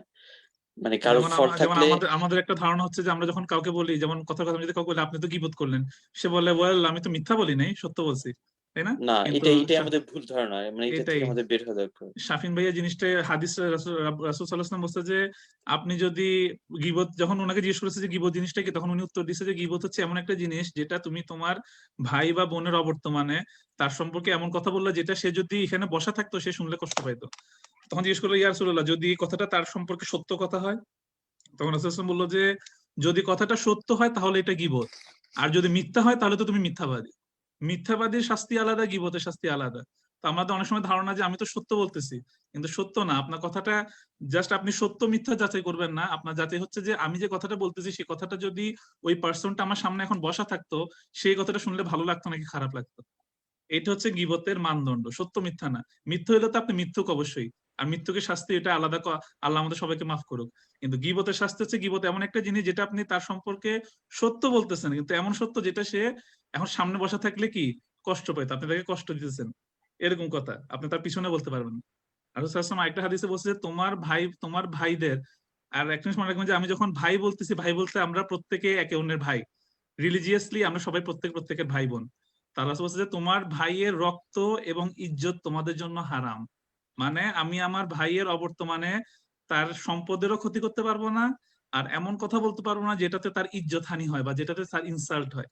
এটা হচ্ছে গীবত। আর গীবতের ভয়াবহতাটা কতটুকু, যেটা শাফিন ভাইয়া বললো যে আল্লাহ কোরআন শরীফে বলছে যে আউযু বিল্লাহি মিনাশ শাইতানির রাজিম ওয়াইলুল লিকুল্লি হুমাযাতিল লুমাযা আল্লাযী জামা মালান ওয়া আদ্দাদা ইয়াহসাবু আন্না মালাহু আখলাদা কাল্লা লাযুমযান্না ফিল হুতামা ওয়া মা আদরাকা মাল হুতামা নারুল্লাহিল মুকাদা। আল্লাহ বলছে এটা হচ্ছে আল্লাহর একটি প্রজ্বলিত অগ্নি। কোরআন শরীফে আর কোথাও আল্লাহ নারুল্লাহ এই কথাটা ওয়ার্ডটা ইউজ করে নাই। আল্লাহর আগুন, আল্লাহর আযাব এই কথাটা আল্লাহ কোথাও ইউজ করে নাই। আগুন সাধারণত আল্লাহ নিজের সাথে রহমত ইন্ট্রোডিউস করে, আল্লাহর রহমত, আল্লাহর ভালোবাসা, আল্লাহর শক্তি, আল্লাহর স্ট্রেংথ, এই ওয়ার্ড গুলো ইউজ করছে, কিন্তু আল্লাহ শাস্তিকে নিজের সাথে অ্যাসোসিয়েট করেন নাই। যদিও শাস্তিটা আল্লাহর পক্ষ থেকে, কিন্তু আল্লাহ বান্দার প্রতি এত মার্সিফুল যে আল্লাহ বলতেছে যে আমি কোরআন শরীফে আমার বান্দাকে আমার সম্পর্কে কোনো নেগেটিভ ধারণা রাখতে দিব না। তো এই জন্য শাস্তির সাথে আল্লাহ নিজের নামটা পর্যন্ত আনে নাই। কিন্তু গীবতকারীদের জন্য আল্লাহ বলছে তাদেরকে আমি রাখবো হুতামাতে। হুতামাটা কি? আল্লাহ বলছে নারুল্লাহিল মুকাদা, এটা আল্লাহর একটা অগ্নি। মানে আল্লাহ গীবতকারীদেরকে এত অপছন্দ করে তাদের কাছে, তাদের জন্য আমি স্পেশাল আগুন রেডি রাখছি। মিথ্যা কথা না, সত্যি যারা গীবত করে তাদের জন্য আমি স্পেশাল আগুন রেডি রাখছি, নারুল্লাহিল মুকাদা। আল্লাহ আমাদের সবাইকে এখান থেকে বুঝার এবং এটা থেকে দূরে থাকার তৌফিক দেয়। আমি একটা কথা প্রায় সময় বলি, একটা গোল টেবিল, 3 জন মানুষ, হাতে 1 কাপ চা, সামনে চানাচুরের একটা বাটি, আর আলোচনা করার জন্য একটু গসিপ। এটার থেকে বেস্ট কম্বিনেশন আর ইজি কম্বিনেশন পৃথিবীতে আর নাই। এই 3-4টা জিনিস পাইলে মানুষ 5-6 ঘন্টা কাটা দিতে পারে। একটা চায়ের টেবিলে কারো সম্পর্কে বদনামি করার জন্য 1 কাপ চা আর 1 মুঠা চানাচুর দিয়ে মানুষ 10 ঘন্টা কাটাতে পারবে। কিন্তু মসজিদে খুতবা বা লেকচার একটু বড় হলে মানুষের কমপ্লেন হয়ে যায়, কষ্ট হয়ে যায়। তা আল্লাহ আমাদের সবাইকে মাফ করুক, আল্লাহ আমাদের সবাইকে তৌফিক দান করুক। থ্যাংক ইউ শাফিন ভাই এই সুন্দর জিনিসটা প্রেজেন্ট করার জন্য। তো শাফিন ভাই আমাদেরকে যে জিনিসটা প্রেজেন্ট করলো এখানে, আল্লাহ রাব্বুল আলামিন। আমি কি একটু ইন্টারাপ্ট করতে পারি এখানে? Sure sure uncle, please. গীবতের তো মিনিংটা বুঝলাম, কিন্তু আমার একটা প্রশ্ন, যদি কেউ প্রথমবার একটা ভুল করতে থাকে এবং তাকে যদি তার ভুলটা কেউ ইন্ডিকেট করে না দেয়, তাকে সংশোধনের জন্য যদি তাকে বলা হয়, সে তো সত্যিকার অর্থে কষ্ট পাবে। ভুল করলে তো তাকে কেউ বললে কষ্ট পাবেই, কিন্তু তাকে কেউ যদি ইন্টেনশন নিয়ে বলে যে হ্যাঁ সেকেন্ড টাইম যেন সে এরকম ভুল আর না করে, তখন এই জিনিসটা কি বলা যাবে না যাবে না? শাফিন ভাই, ইউ ওয়ান্ট আনসার? সংশোধনের জন্য শাফিনের কাছে আমার না না না, এই জিনিসটা খুব সেন্সিটিভ একটা জিনিস। এখন এটা মানে সেন্সিটিভ জিনিসটা এই জন্য যে আপনি একজনকে বলতে পারবেন, বাট কিন্তু তাকে বললে কোন লেভেলে বললে সে কষ্ট পাবে, কোন লেভেলে বললে সে কষ্ট পাবে না, এটা খুব সেন্সিটিভ জিনিস এবং সেটা ওটা মেজার করেই বলতে হবে। আর আরেকটা জিনিস আঙ্কেল আমি জাস্ট একটু অ্যাড করি, যে গীবত হচ্ছে আপনি একজনের অনুপস্থিতিতে বলবেন, তার উপস্থিতিতে না। যেমন মনে করেন আমি যদি এখন আপনি আর শাফিন ভাইয়ের কথা বলতেছি, রাইট? এখন আমি যদি শাফিন ভাইয়ের কোনো ভুল এখন ওনার উপস্থিতিতেই বলি, তাহলে এটা আমি ওনাকে কারেক্ট করছি, যেটা মিন করলেন সংশোধনের জন্য। কিন্তু যদি শাফিন ভাই এখন আমাদের সাথে না থাকে আর আমি আর আপনি কথা বলতেছি, আর আমি বলি শাফিন ভাই এটা করছে ওটা করছে, তখন সেটা গীবত হয়ে যাবে, কারণ সেখানে অনুপস্থিত। গীবতটা হচ্ছে অনুপস্থিতিতে, গীবত করা হয় অনুপস্থিতিতে, উপস্থিতিতে না। জি। আর এখানে আরেকটা জিনিস উল্লেখ্য যে গীবত মানে যে কোনো কথা বললেই গীবত হয়ে যায় না। অনেক সময় অনেকে মনে করে যে তুমি, অনেকে বড় বড় গীবতও ছেড়ে দেয়, আর অনেক সময় ছোট একটা কথা বললেও গীবত মনে করে এটাকে টানতে টানতে তাকে জাহান্নামে পাঠিয়ে দেয়, যেটা এটা অনুচিত।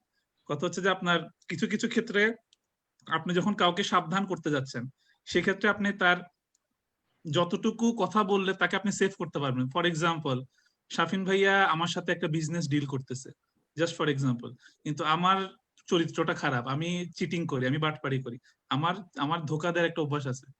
এখন শাফিন ভাই আমার সাথে একটা কিছু টাকা ইনভেস্ট করে একটা বিজনেস শুরু করতে যাবে। এখন শাফিন ভাইয়া এই ব্যাপার মুস্তাঙ্গের সাথে কথা বলছে যে আঙ্কেল আমি আগামীকালকে ইমরান সহ কিছু টাকা ইনভেস্ট করে একটা বিজনেস শুরু করব, দোয়া করিয়েন। এখন মুস্তাক আঙ্কেলের ইন্টেনশন হচ্ছে উনি শাফিন ভাইকে কি রেস্কিউ করতে চায়।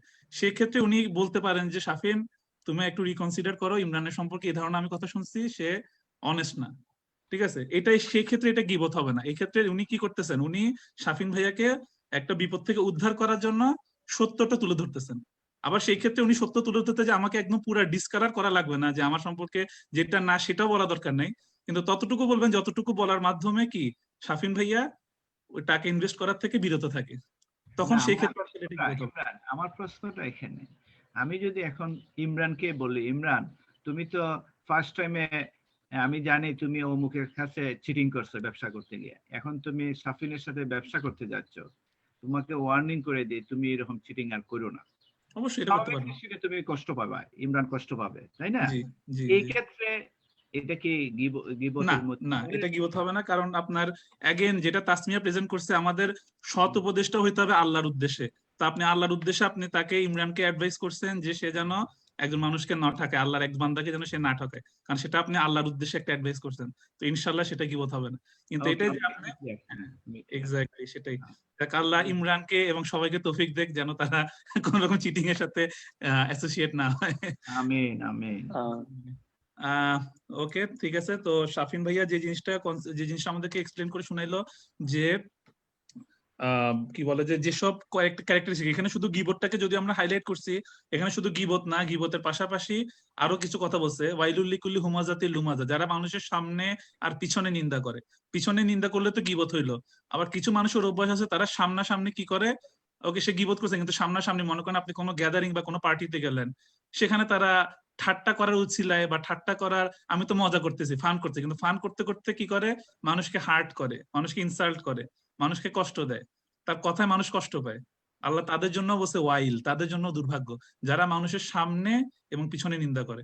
এবং আরো কিছু মানুষ যারা কি করে, যারা অর্থ জমায় রাখে, খালি টাকা পয়সা জমায় রাখে, বারবার গুনে, আল্লাহর রাস্তায় খরচ করে না, আল্লাহ বলছে তাদের ধ্বংস হোক। তো আল্লাহ রাব্বুল আলামিন আমাদেরকে এত নিয়ামত দিয়ে ঘিরে রাখছেন যে এই নিয়ামত গুলো আমরা গুনে শেষ করতে পারবো না। তারপরে আমরা আল্লাহর দেয়া নিয়ামত থেকে আল্লাহর রাস্তায় খরচ করতে আমাদের দ্বিধাবোধ হয়, আমরা কুণ্ঠাবোধ করি, আমরা মনে হয় আমরা গরিব হয়ে যাচ্ছি, কিন্তু আমরা এটা চিন্তা করি না যে ফর দ্য ফার্স্ট প্লেস এই জিনিসটা আমার না, এটা আমাকে দেয়া হয়েছে আল্লাহর পক্ষ থেকে। তো আমরা সেটাই মিস করি। তো আল্লাহর এই অসংখ্য নিয়ামত, এত কিছু আছে, এই ব্যাপারে আমাদেরকে কিছু লাইট শেড করবে এটার উপরে আমাদের নেক্সট প্রেজেন্টার আমার ভাবি ফাহমিদা তানজিম ভুঁইয়া। তো ভাবি, দ্য ফ্লোর ইজ ইয়ার্স। আসসালামু আলাইকুম সবাইকে। আজকে আমরা সকলেই কোরআন শরীফের কোনো না কোনো আয়াত, কোনো না কোনো সূরা নিয়ে আজকে প্রেজেন্টেশন আলোচনা করছি। তো আজকে আমার আলোচনার যে বিষয়, যে সূরাটা হচ্ছে সূরা আর রহমান। মূলত আর রহমানটাকে বলা হয় বিউটি অফ কোরআন, মানে হচ্ছে যে কোরআন মাজিদের সৌন্দর্য যেটা। আর এক হাদিসে এসেছে যে আব্দুল্লাহ ইবনে মাসউদ রাদিয়াল্লাহু তাআলা আনহু উল্লেখ করেছেন যে আমাদের মহানবী সাল্লাল্লাহু আলাইহি সাল্লাম বলেছেন প্রত্যেকটা জিনিসেরই একটা সৌন্দর্য আছে, আর সূরা আর রহমান হলো কোরআন শরীফের সৌন্দর্যটা। এই সূরার ফার্স্ট আয়াত হচ্ছে যে আর রহমান, যার অর্থ আমরা সবাই জানি যে মার্সিফুল, দয়ালু, করুণাময়। কিন্তু এই সূরাতে এই মার্সিটাকে খুব আল্লাহ এক্সট্রিম পর্যায়ে বুঝিয়েছে। যেমন হচ্ছে যে মানে আল্লাহ খুবই এক্সট্রিমলি এটাকে বলেছে। আর স্বভাবতই যেসব জিনিস খুবই এক্সট্রিম থাকে, খুবই বেশি স্ট্রং থাকে, ওই জিনিসগুলা খুব সাস্টেইনও করে খুব অল্প সময়ের জন্য। যেমন হচ্ছে যে লোহা যত তাড়াতাড়ি গরম হয়, ঠান্ডাও হয় তত তাড়াতাড়ি। সেজন্য আল্লাহর মার্সিটাও আমাদের জন্য এরকম খুব টেম্পোরারি। যেটা হচ্ছে যে যখন খুব টেম্পোরারিটা কখন, যখন আমরা আল্লাহর সাথে আমরা বান্দারা আল্লাহর সাথে নাফরমানি করে ফেলি, তখনই আল্লাহর মার্সিটা আমাদের জন্য একদমই টেম্পোরারি হয়ে যায়। আল্লাহ তাআলা অবশ্যই রহমানুর রাহিম, কিন্তু আল্লাহ তাআলা দুনিয়াতে রহমান এবং পরকালে রাহিম। তিনি দ্বিতীয় আয়াতে যেটা বলেছেন সেটা হচ্ছে যে আল্লামাল কুরআন, আর রহমানু আল্লামাল কুরআন। এর অর্থ হচ্ছে যে হে আমি তোমাদেরকে পবিত্র কোরআন শরীফ শিক্ষা দিচ্ছি, এই পবিত্র কোরআন শরীফটা তোমাদেরকে শিক্ষা দিচ্ছি। এবং আমাদের মহানবী সাল্লাল্লাহু আলাইহি সাল্লামও আল্লাহর কাছ থেকেই পবিত্র কোরআন শরীফটা শিক্ষা নিয়েছেন। এটি বিভিন্ন খণ্ডে খণ্ডে নাজিল হয়েছে, এভাবেই মহানবী সাল্লাল্লাহু আলাইহি সাল্লাম সেটা শিক্ষা নিয়েছেন। মূলত আল্লামাল কুরআনের এটার অর্থ হচ্ছে যে আমরা যথেষ্ট পরিমাণ জ্ঞান আমরা এই কোরআন শরীফে আল্লাহ আমাদেরকে দিয়েছে, যেটার মাধ্যমে আমরা আমাদের ইহকাল পরকাল কি হবে, ইহকাল পরকালের পরিণতি কি হবে, সেটা আমরা এই কোরআন শরীফের মাধ্যমে অবহিত হচ্ছি। এর মাধ্যমে মূলত আমাদের বেস্ট যে শিক্ষক, বেস্ট টিচার কোরআনের মাধ্যমে আল্লাহ সেটা প্রমাণ করেছেন। কিন্তু মেইন কথা হচ্ছে যে আমরা এই কোরআন শিক্ষাটা কতটুকু গ্রহণ করছি, কতটুকু কাজে লাগাচ্ছি, আমরা আল্লাহ তাআলা আর রাসূল সাল্লাল্লাহু আলাইহি সাল্লামের দেখানো পথে চলছি কিনা। যদি আমরা আল্লাহ তাআলা ও রাসূল সাল্লাল্লাহু আলাইহি সাল্লামের দেখানো পথে চলি, তাইলেই আমাদের এই কোরআন শিক্ষাটা, আল্লাহ যে বলেছেন আল্লামাল কুরআন, সেটাই সার্থক হবে। মূলত আল্লামাল কুরআন এর মাধ্যমে আল্লাহ নিজের মানে প্রশংসাটুকুই উপস্থাপন করেছেন। এই সূরায় আল্লাহ তাআলার অসংখ্য নিয়ামতের কথা উল্লেখ করেছেন। যেমন তিনি এই পৃথিবী সৃষ্টি থেকে শুরু করে পৃথিবীতে আমরা যে আল্লাহর শ্রেষ্ঠ সেরা জীব, আশরাফুল মাখলুকাত, তারা আমাদের বসবাসের উপযোগী করে তুলেছেন। আমাদের খাদ্য, আমাদের চলাফেরা, দৈনন্দিন জীবনে আমাদের যা কিছু লাগে সবকিছু আল্লাহ তাআলা আমাদের জন্য একটা নিয়ামত হিসেবে তৈরি করে রেখেছেন। যে আমাদের আজকে ঘুম থেকে উঠে ঘুমাতে যাওয়া পর্যন্ত যা কিছু আমাদের দরকার সব আল্লাহ তাআলা আমাদের জন্য রেডি করে রেখেছেন। কিন্তু এইসব নিয়ামত যদি একটা যদি আমাদের কাছ থেকে ছুটে যায়, তাহলে আমরা কিন্তু চলতে পারবো না। আমরা যে নিঃশ্বাস নিচ্ছি, সেই নিঃশ্বাসটুকু আমরা আল্লাহর ইচ্ছা ব্যতীত এক ফোঁটা নিঃশ্বাসও নিতে পারবো না। এই কারণে আল্লাহ তাআলা এই সূরাতে 31 বার একটা আয়াত উল্লেখ করেছেন যে ফাবিআই আলাই রাব্বিকুমা তুকাযিবান। অর্থাৎ হলো যে এই যে আমি তোমাদেরকে এত কিছু দিচ্ছি, এত তোমাদের উপর যে এত অনুগ্রহ, এত নিয়ামত, তোমরা কিভাবে আমার অনুগ্রহটাকে অস্বীকার করবে। আসলে মানে বস্তুত এই আল্লাহর যে নিয়ামত, এই যে অনুগ্রহ, এটাকে আমরা যদি অস্বীকার করি, অস্বীকার করার মতো কোনো অবকাশই নেই, আমরা এটার কোনো মানে অস্বীকার করতেই পারবো না, কোনোভাবে আমরা আল্লাহ তাআলার যে অনুগ্রহ যে নিয়ামত এগুলো ডিনাই করতে পারবো না। আর আল্লাহ তাআলার মানে এসব গুণে অনুগ্রহের কথা আমরা যদি মানে সারাদিনও বসে বসে গুনি যে আল্লাহ আমাকে কি দিয়েছে, আল্লাহ আমাকে কি দিয়েছে, আল্লাহ আমাকে কি দিয়েছে, এগুলো আমরা শেষ করতে পারবো না।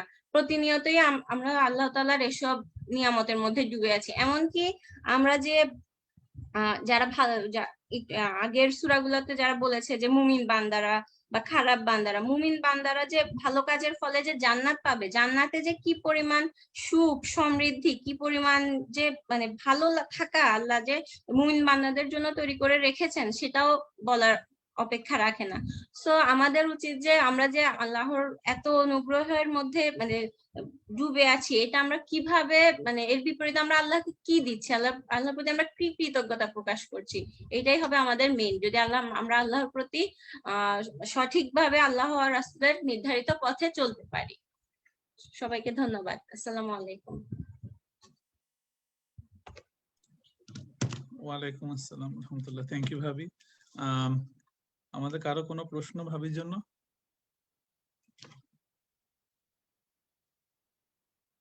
ওকে, যদি না থাকে তাহলে আপনার ভাবি আমার একটা প্রশ্ন আছে যে আপনি যখন বলতেছেন যে ফাবি আই আলা রাব্বিকুমা তুকাজ্জিবান, যে তোমরা আমার কোন অনুগ্রহটাকে অস্বীকার করবে, ঠিক আছে? আল্লাহ বারবার একটা সূরার মধ্যে একটা কথা বারবার বলতেছে। আমরা জানি যে কোরআন শরীফ হচ্ছে আল্লাহর কথা, এবং কোরআন শরীফ হচ্ছে ফর দা লাস্ট টাইম আল্লাহ এই দুনিয়াতে মানুষের সাথে কথা বলতেছে কোরআনের মাধ্যমে। লাস্ট কথা, এটা আল্লাহর শেষ কথা যেটা দুনিয়াতে আল্লাহ বলতেছে মানুষের সাথে, ঠিক আছে? তো এখানে তো কোনো আল্লাহর কোনো অপ্রয়োজনীয় কথা বলার দরকার ছিল না।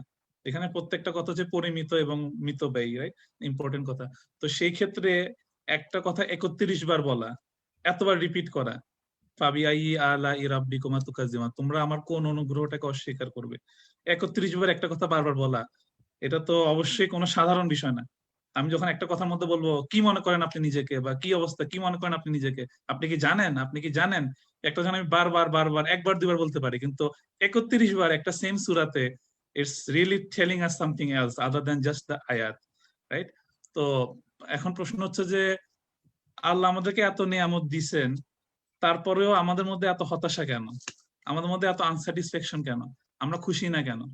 বা আমরা কি করতে পারি যে আমার কাছে ইরফানের কাছে আছে আমার কাছে নাই, বা ওই ভাবির কাছে আছে এই ভাবির কাছে নাই, ওই ঘরে আছে এই ঘরে নাই, ওর কাছে আছে আমার কাছে নাই, কেন? মানে এটা আমরা কি করতে পারি জাস্ট এই ডিলেমা থেকে বের হওয়ার জন্য? কি মনে হয় আপনার?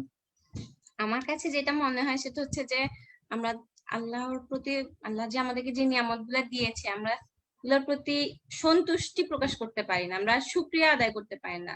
আল্লাহ সবসময় বলছে যে তোমরা করে যাও, তোমরা আমার পথে থাকো, দেখবা যে তোমাদের মানে ইয়েটা আরো বরকত আসবে, আরো বরকত পাবা, তোমার পথে কাজকর্ম করো। কিন্তু আমরা বান্দারা না, আমার তো ওইটাই লাগবে, আমার তো এইটাই লাগবে। কিন্তু আল্লাহ যে আমাদেরকে বারবার বলছে যে এটা করো, ভালোভাবে চলো, নামাজ পড়ো, এটা করো, সবকিছু যে আমাদেরকে আল্লাহ পবিত্র কোরআন শরীফে একটা একটা আয়াতের মাধ্যমে বুঝিয়ে দিয়েছে, কিন্তু আমরা ওটা না বুঝে আমরা হচ্ছে যে আমাদের ওটা মানে লাগবে লাগবে ওটাই থাকি। কিন্তু এই আয়াতের মাধ্যমে যে আয়াতের মাধ্যমে যে ফাবিআইয়া আল্লাহ রাব্বিকুমা তুকাজ্জিবান, মানে অনুগ্রহকে কিভাবে অস্বীকার করবে, এটা আল্লাহ মানে রাগ থেকে, মানে আমি তোমাদের এত কিছু দিচ্ছি, এত কিছু করছি, তোমরা কেন আমার তা করবা না, আমার দেখানো পথে চলবা না, আমি যেভাবে তোমাদেরকে পথ দেখাচ্ছি সেই পথে কেন চলবা না, তাহলে রাগ থেকে। তাহলে আমি যেটা বুঝলাম যে ফার্স্ট অফ অল হচ্ছে আমাদেরকে ফার্স্ট থিং ফার্স্ট আমাদেরকে নিয়ামতকে নিয়ামত মনে করতে হবে, রাইট? আমরা নিয়ামতকে নিয়ামত মনে করি না, যে আমার কাছে হন্ডা অ্যাকর্ড আছে, আমার কাছে মার্সিডিজ কেন নাই, ঠিক আছে? কিন্তু হন্ডা অ্যাকর্ডটাই যে আমার জন্য একটা নিয়ামত, ওইটা আমরা বিলিভ করতে পারি না। বা আমার কাছে কি বলে যে আমার ফ্রিজে কোক পেপসি আছে, আমার ফ্রিজে মাউন্টেন ডিউ নাই কেন? কিন্তু কোক পেপসিটা যে আমার কাছে আছে, ইভেন তো আমার কাছে ফ্রিজ আছে, এটাই যে আমার কাছে একটা নিয়ামত, আমরা নিয়ামতটাকে নিয়ামত মনে করি না। তো এই জন্য হইতেছে যে আল্লাহ রাব্বুল আলামিন আমরা শুকরিয়া আদায় করবো, পরে আগে আমাকে তো নিয়ামত বুঝতে হবে। আমি যে আপনাকে থ্যাংক ইউ দিব, আপনি যে আমাকে দিছে, যেমন মনে করেন যে এখন আমাদের একটা ট্রেন্ড হচ্ছে যে আমার বাবা মা আমাকে জন্ম দিছে, আমাকে তাদের খাওয়াইতে হবে, এটা হচ্ছে তাদের দায়িত্ব, তাদের করতে হবে। আমার বাবা আমাকে না খাওয়ালে জন্ম দিছে কি জন্য, তাই না? কিন্তু আমার বাবা মা যে আমাকে খাওয়াচ্ছে, এটা যে তাদের একটা দয়া আমার প্রতি, সেটা আমরা বুঝতে চাই না। কারণ কি, আমাকে জন্ম দিছে, খাওয়াইতে হবে, এটা দয়ার কি আছে, তাই না? কিন্তু ওনারা যে আমার জন্য কাজ করতেছে বা আমাকে খাওয়াচ্ছে, এটা হচ্ছে তাদের একটা দয়া, একটা অনুগ্রহ। কিন্তু আমরা ওই অনুগ্রহটাকে অনুগ্রহ স্বীকার করি না। আমার জন্য করছে এটাই বাকি, আমার জন্য ওনারা কি করছে, তাই? তাহলে আমাদের সবাইকে এই জিনিসটা বোঝা তৌফিক দেয় যে ফাবিআই আলাই রাব্বিকুমা তুকাজ্জিবান, যে কোন কোন অনুগ্রহ অস্বীকার করব আমরা। আমরা তো প্রত্যেকটা অনুগ্রহের মধ্যে ডুবে আছি, কিন্তু কথা হচ্ছে অনুগ্রহটাকে অনুগ্রহ মানতে হবে। এই যে আপনি যেটা বললেন ভেরি নাইসলি, যে আমরা তো প্রত্যেকটা নিঃশ্বাস, আমি যে আজকে ঘুম থেকে উঠছি, এটা আমার জন্য ওয়েল এনাফ অনুগ্রহ। যদি আজকে আমি ঘুম থেকে না উঠতাম, তাহলে আজকে 5:30-তে কোনো ইমরানও থাকতো না, কোনো তাদাবুরুল কোরআনও হয়তো বা হইতো না, বা কিছু হইতো না। That's it, full stop, right? তো যেমন আমরা যে আজকে রাতে বা প্রতি রাতে আমরা শুতে যাচ্ছি, তখন কি আমরা জানি যে আমরা নেক্সট দিনের দিনটা পাবো, নিঃশ্বাসটা নিতে পারবো? আমরা তো জানি না। আল্লাহ যদি ইচ্ছা করে, হ্যাঁ, আল্লাহর ইচ্ছা মতো আমরা ওইটা পাবো। তো অবশ্যই আমরা আল্লাহর সবকিছুই অনুগ্রহ গুলাকে স্বীকার করতে হবে, নিয়ামত গুলাকে স্বীকার করতে হবে। আল্লাহ আমাদের সবাইকে তৌফিক দেখ এবং আল্লাহর নিয়ামত স্বীকার করার এবং সেই অনুসারে কৃতজ্ঞতাকে তৌফিক দান করুক। আল্লাহুম্মা আমিন। থ্যাংক ইউ ভাবি, থ্যাংক ইউ আবার। ওকে, তো আল্লাহ রাব্বুল আলামিন আমাদেরকে যতগুলো নিয়ামত দিছে, অসংখ্য নিয়ামত আমাদেরকে দিছে, তার মধ্যে একটা বিশেষ নিয়ামত হচ্ছে যে আল্লাহ রাব্বুল আলামিন আমাদেরকে পবিত্র কুরআন মাজিদ দিয়েছেন। পবিত্র কুরআন মাজিদ হচ্ছে আল্লাহর অসংখ্য নিয়ামতের মধ্যে একটা অনেক বড় একটা নিয়ামত, যে আল্লাহ রাব্বুল আলামিন আমাদেরকে এই কুরআনটা উপহার স্বরূপ দিয়েছেন। আফসোস যে আমরা অনেকে এটা হয়তো বুঝতে পারতেছি না, কিন্তু আল্লাহ আমাদেরকে বুঝার তৌফিক দেয়। আর এই কোরআনের মধ্যে আল্লাহ আমাদেরকে আরো আয়াত হিসাবে অসংখ্য অসংখ্য নিয়ামত দিয়েছেন, যার মধ্যে একটা অনেক, যেটাকে কোরআন শরীফের সবচেয়ে বড় আয়াত, সবচেয়ে শ্রেষ্ঠতম আয়াত বলা হয়, আমাদের জন্য আল্লাহর একটা উপহার, আয়াতুল কুরসি, সূরা বাকারার। তো সেই উপহারটা আল্লাহ আমাদেরকে দিয়েছেন। তো এই এই নিয়ামত, এই উপহার সম্পর্কে আমাদেরকে আরেকটু বিস্তারিত আমাদের সাথে আলোচনা করবে আমাদের পরিচিত Rafi. Rafi, go for it. Thank you Imran ভাইয়া আমাকে প্রেজেন্টেশন করার সুযোগ দেওয়ার জন্য। তো সবাইকে আসসালামু আলাইকুম। আর আমি রাফি, আর আজকে আমি আয়াতুল কুরসির ব্যাপারে আজকে আমি আমার প্রেজেন্টেশনটা করব। তো Ayatul Kursi is regarded as the most powerful verses in the entire Quran. It comes in the second chapter in Surah Al-Baqarah, and it is the 255th verse. Here's the Ayatul Kursi. Allahu la ilaha illa huwal hayyul qayyum la ta'khudhuhu sinatun wa la nawm lahu ma fis samawati wa ma fil ardi man dhal ladzi yashfa'u indahu illa bi'izni ya'lamu ma bayna aydihim wa ma khalfahum wa la yuhituna bi shay'in min ilmihi illa bima sha'a wasi'a kursiyyu samawati wal ard wa la yuhiduhu hifzuhuma wa huwal aliyyul azim. So here's the English translation of Ayatul Kursi. Allah, there is no deity except Him, the ever living, the sustainer of existence. Neither drowsiness overtakes Him nor sleep. To Him belongs whatever is in the heaven and whatever is in the earth. What is it that can intercede with Him except by His permission? He knows what is before them and what will be after them, and they encompass not a thing of His knowledge except for what He wills. His kursi extends over the heavens and the earth, and their preservation tires Him not, and He is the most high, the most great. There are many reasons why Ayatul Kursi is so important, because it shows how the power of Allah is spread throughout the heaven and the earth. It protects from many evils. Ayatul Kursi acts as a cure for illness and diseases. Ayatul Kursi acts as a guardian for those in fear, and the most powerful words tell us why we should place our trust in Allah. Here are a few benefits of Ayatul Kursi. So the benefits are, if you recite Ayatul Kursi when you leave your house, then Allah will appoint 70,000 angels to protect you from all sides. Having prayed it, when you enter, you will keep poverty away from you, and Allah will keep providing for you abundantly. If you recite it after carrying out wudu, then it will raise you by 70 times in the ranks of Allah. If you recite Ayatul Kursi before sleeping, then an angel will be appointed to protect you for the whole night. After any first salah, if it is prayer, then the only thing preventing you is from entering paradise is death from it. If Ayatul Kursi is prayed, then this will help to increase his memory and strengthen it if it's become weak. So here's a hadith on Ayatul Kursi, so which is narrated by Abu Hurairah radhiyallahu anhu. So Allah's Messenger sallallahu alaihi wasallam ordered me to guard the zakat revenue of Ramadan. Then somebody came to me and started stealing from the food stuff. I caught him and said, I will take you to Allah's Messenger sallallahu alaihi wasallam. Then Abu Hurairah described the whole narration and said, the person said to me, please don't take me to Allah's messengers, and I will tell you a few words by which Allah will benefit you. When you go to your bed, recite Ayatul Kursi recite Ayatul Kursi, which is like, Surah Baqarah, Ayat 255. From then, there will be a guard from Allah who will protect you all night, and Satan will not be able to come near you till dawn. When the Prophet ﷺ heard the story, he said to me, he who come to you at night told you the truth, although he's a liar, and it was Satan. So it's from Sahih Bukhari. And yeah, that's it. Ayatul Kursi জিনিসটা পুরা কোরআনের মধ্যে just একটা আয়াত, but এই আয়াতের যে একটা মিনিং, এটা খুবই স্ট্রং।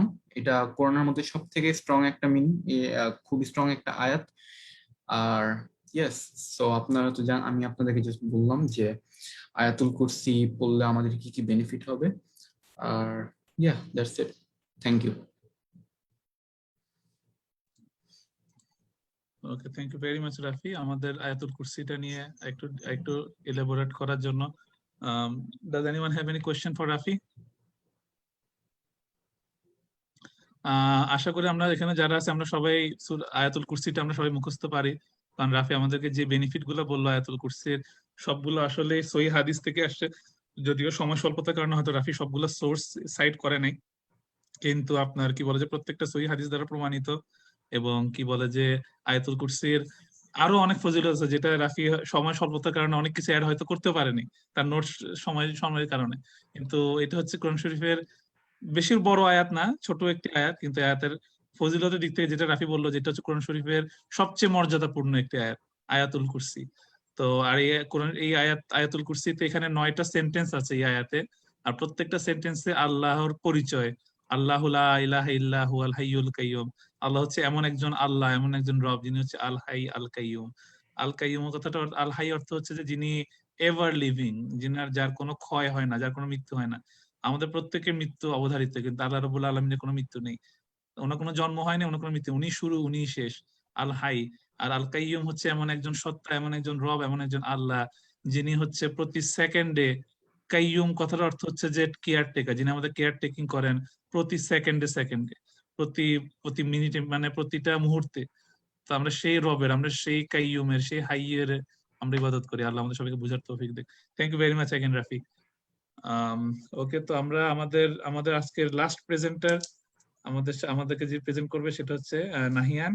সেও সূরা বাকারার শেষ 2টা আয়াত, যেটা অ্যাকচুয়ালি ট্রু সেন্সে একটা কনক্লুশন, আমাদের আজকে অনুষ্ঠানের কনক্লুশনও হবে, প্লাস আমাদের সূরা বাকারার কনক্লুশন, এবং একটি প্রেজেন্টেশনের একটা সুন্দর কনক্লুশন, যেটা নাহিয়ান আজকে আমাদের সাথে শেয়ার করবে ইনশাআল্লাহ। নাহিয়ান। আসসালামু আলাইকুম সবাইকে, আমার নাম নাহিয়ান, আমি জুনিয়র মিডলটন হাই স্কুলে। আজকে আমি সূরা বাকারার শেষ 2 আয়াত নিয়ে কথা বলবো। কোরআন শরীফের সব সূরাই খুবই গুরুত্বপূর্ণ এবং সব সূরা থেকে আমরা শিক্ষা নিই। সূরা বাকারাও খুবই গুরুত্বপূর্ণ একটা সূরা, এবং এতে আমরা জানি যে এটা কোরআন শরীফের সবচেয়ে বড় সূরা, এবং এতে আয়াতুল কুরসিও আছে। আয়াত 285 এবং 286 নিয়ে মহানবী সাল্লাল্লাহু আলাইহি সাল্লাম বলেছেন, যে ব্যক্তি এই শেষ 2 আয়াত সবসময় ঘুমানোর আগে পড়বে, তার জন্য এই 2 আয়াতই যথেষ্ট। এখন আমরা জানি না এই 2 আয়াত কি আমাদেরকে জান্নাতে নিয়ে যাওয়ার জন্য যথেষ্ট, নাকি শয়তানের থেকে বাঁচানোর জন্য যথেষ্ট। তার মানে এই দুই আয়াত হয়তো দোনোটাই করতে পারবে আমাদের জন্য, তার মানে এই দুই আয়াত খুবই পাওয়ারফুল, খুবই পাওয়ারফুল। যে ব্যক্তি এই দুই আয়াত পড়ে তার জন্য এই দুই আয়াতই যথেষ্ট, দুনিয়াতে এবং আখিরাতেও। আল্লাহ তাআলা এই শেষ দুই আয়াতটা মহানবী সাল্লাল্লাহু আলাইহি সাল্লামকে গিফট করেছেন যখন তিনি মেহেরাজে গিয়েছিলেন। সূরা বাকারার সব আয়াতই কিন্তু দুনিয়াতে নাজিল হয়েছে, কিন্তু সেই যে দুই আয়াত, এই দুই আয়াতটা ষষ্ঠম আসমানে নাজিল হয়েছে। এখন আপনারা সবাই নিশ্চয় চিন্তা করতেছেন যে এত দুইটা শেষ দুই আয়াত শুধু যেটার এত পাওয়ারফুল, যার এত ফজিলত, এই দুই আয়াতের মধ্যে কি বলা হয়েছে?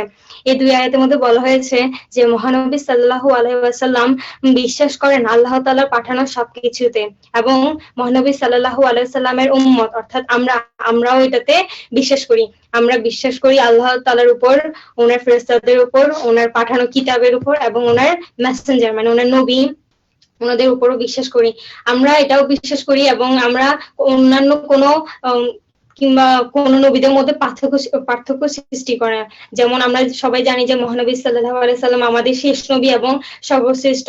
এখন তাই বলে যে আমরা অন্যান্য নবী যেমন ঈসা আলাইহিস সালাম, মুসা আলাইহিস সালাম এবং আমাদের সর্বপ্রথম নবী আদম আলাইহিস সালাম, আমাদের পিতা, ওনাকে আমরা বিশ্বাস করবো না কিংবা ওনাকে আমরা সম্মান করবো না, যেটা আমাদের করা উচিত না।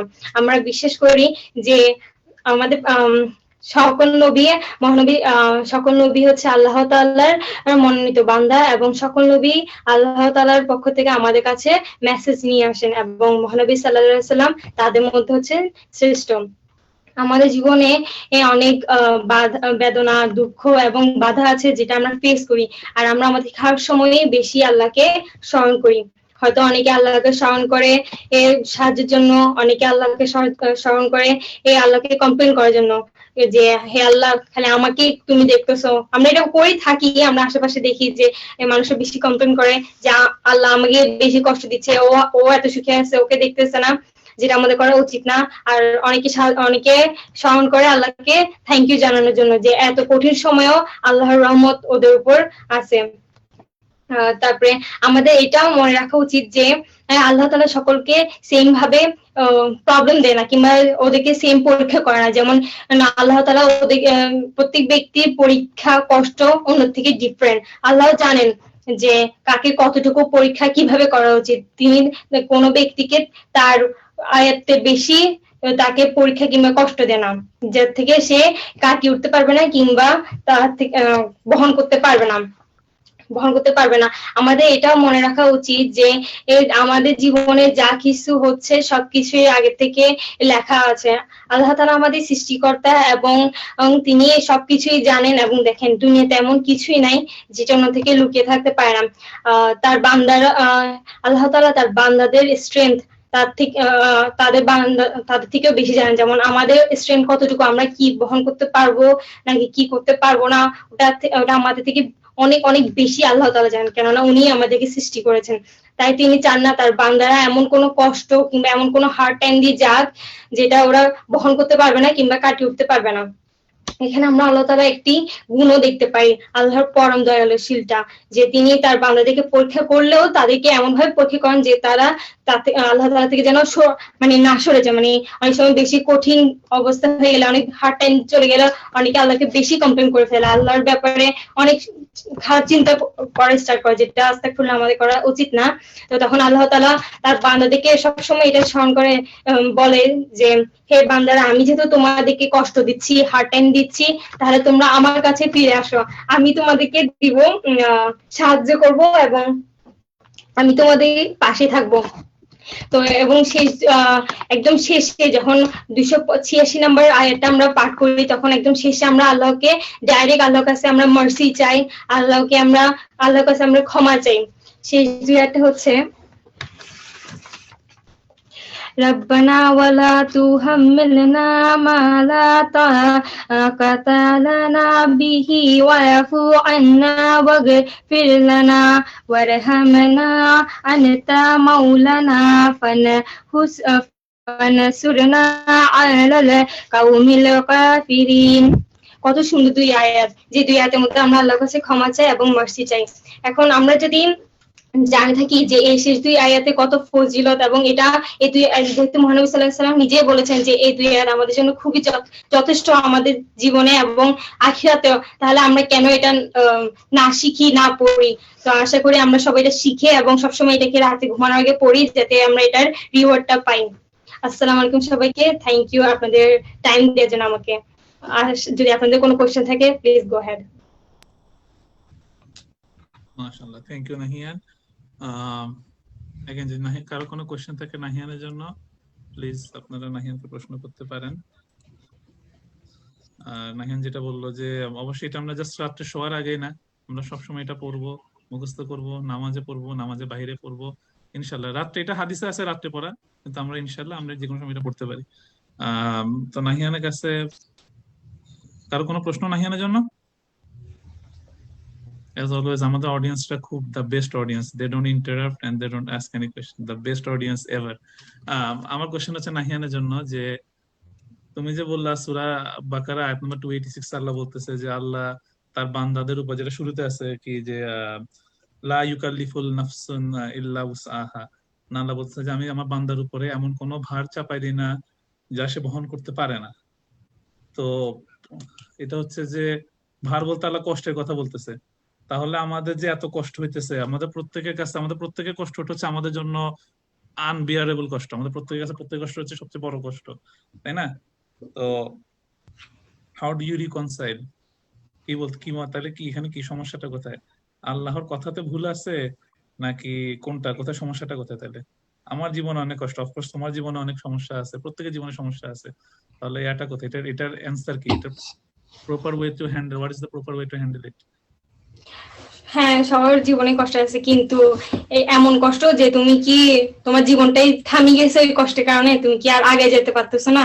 তাহলে তো এটা আল্লাহর রহমত যে তোমাকে কষ্ট দিও তুমি মুভ অন করতে পারতেছো লাইফে। তো তার মানে তো তোমার কষ্ট তুমি বিয়ে করতে পারতেছো। তো এটা হচ্ছে আল্লাহ আমাদেরকে এটা বলছে যে লা ইউকাল্লিফুল নাফসুন ইল্লা উসাহা, কথার অর্থ হচ্ছে যে আমাদের প্রত্যেকের জীবনে যে কষ্টটা আছে, এমনকি এটা আই এম নট মিনিমাইজিং আর I am not trivialising anyone's hardship. অবশ্যই প্রত্যেকের লাইফে বিভিন্ন রকম কষ্টের সমস্যায় জর্জরিত আছে। আল্লাহ আমাদের সবাইকে, আমাদের সবার জন্য ইজি করে দেখ আমাদের লাইফটা, আল্লাহুম্মা আমিন। কারো জব নাই, কারো সাংসারিক প্রবলেম, কারো বাবা মা নাই, কারো সন্তান নাই, কারো স্বামী স্ত্রীর প্রবলেম, বিভিন্ন রকম প্রবলেম আছে, কারো ভাই বোনের প্রবলেম, অনেক রকম প্রবলেম আছে। কিন্তু আল্লাহ বলতেছে যে আমি একটা মানুষকে ততটুকু কষ্ট দেই যতটুকু কষ্ট সে বিয়ার করতে পারে। ফর এক্সাম্পল নাহিয়ানের জীবনে যে কষ্টটা আছে বা নাহিয়ান যে ট্রাবলে মুখে আসতেছে, ওই ট্রাবলটা ফেস করার মতো যোগ্যতা আমার নাই, আমার ইমরানের কাছে নাই, এই জন্য আল্লাহ কষ্টটা আমাকে দেয়নি। আল্লাহ রহমান রহিম, আল্লাহ হচ্ছে আল হাকিম, আল্লাহ জানেন যে আমার জন্য কতটুকু অ্যাপ্রোপ্রিয়েট, আল্লাহ আমাকে সেই অনুযায়ী কষ্ট দিচ্ছেন, আর নাহিয়ানকে আল্লাহ সেই অনুযায়ী কষ্ট দিচ্ছেন। আমাকে ডোন্ট থিঙ্ক নাহিয়ানের আবার কষ্ট কিসের, ইকটার আবার কষ্ট কিসের, ওরা তো ছোট মানুষ। প্রত্যেকের জীবনে তাদের লেভেলে স্ট্রাগল আছে।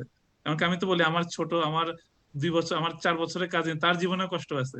যদি তাকে আমরা রায়ান ভিডিও দেখতে না দিই, তার জন্য এটাই তার জীবনের সবচেয়ে বড় কষ্ট, ঠিক আছে? তো প্রত্যেকে তার লেভেলের কষ্ট তার কাছে, তাই না? তো কিন্তু এটা হচ্ছে যে সেই কষ্টটা হচ্ছে এতটুকু কষ্ট, যতটুকু কষ্ট সে সহ্য করতে পারবে, আল্লাহ ততটুকু কষ্ট মানুষকে দেন জাস্ট টু টেস্ট যে কষ্টটাকে আপনি কিভাবে ফেস করতেছেন। নাহিয়ান যেটা বলো, যে কষ্ট থেকে আপনি দোনো হাত তুলে দিয়ে আমরা দুই সময় আল্লাহর কাছে হাত তুলি। কখন আমরা আল্লাহর কাছে হাত তুলি দোয়া হিসেবে, কখন আমরা আল্লাহর কাছে হাত তুলি হতাশা হিসেবে, যে আমাকে দিয়ে হবে না আল্লাহ, তুমি আমারে দেখো না, তুমি ওরে খালি দেখো, বা তুমি খালি আমাকে কষ্ট দিতে পারো, দুই ক্ষেত্রে। তো আল্লাহ আমাদের এই দুই ধরনের মানুষকে আল্লাহ সেপারেট ফিল্টার করার জন্য আমাদেরকে স্পেশাল কিছু কষ্ট দিয়ে থাকে। তো যাক, আল্লাহ আমাদের সবাইকে তৌফিক দেখ, বুঝার তৌফিক দেখ। থ্যাংক ইউ নাহিয়ান আমাদের সাথে এই জিনিসটা শেয়ার করার জন্য। তো আল্লাহ এই সূরাতেই, এই আয়াতে নাহিয়ান যেটা কভার করছে, এই আয়াতের শেষের দিকে আল্লাহ আমাদেরকে শিখিয়ে দিছে যে আল্লাহ যে আমাদেরকে টেস্ট করতেছে বা যে কষ্ট দিয়ে আমাদেরকে টেস্ট করতেছে, এই কষ্টটা থেকে আমরা কিভাবে মুক্তি পেতে পারবো সেটার ওইটাও আল্লাহ আমাদেরকে শিখিয়ে দিচ্ছেন। আল্লাহ বলতেছে যে রাব্বানা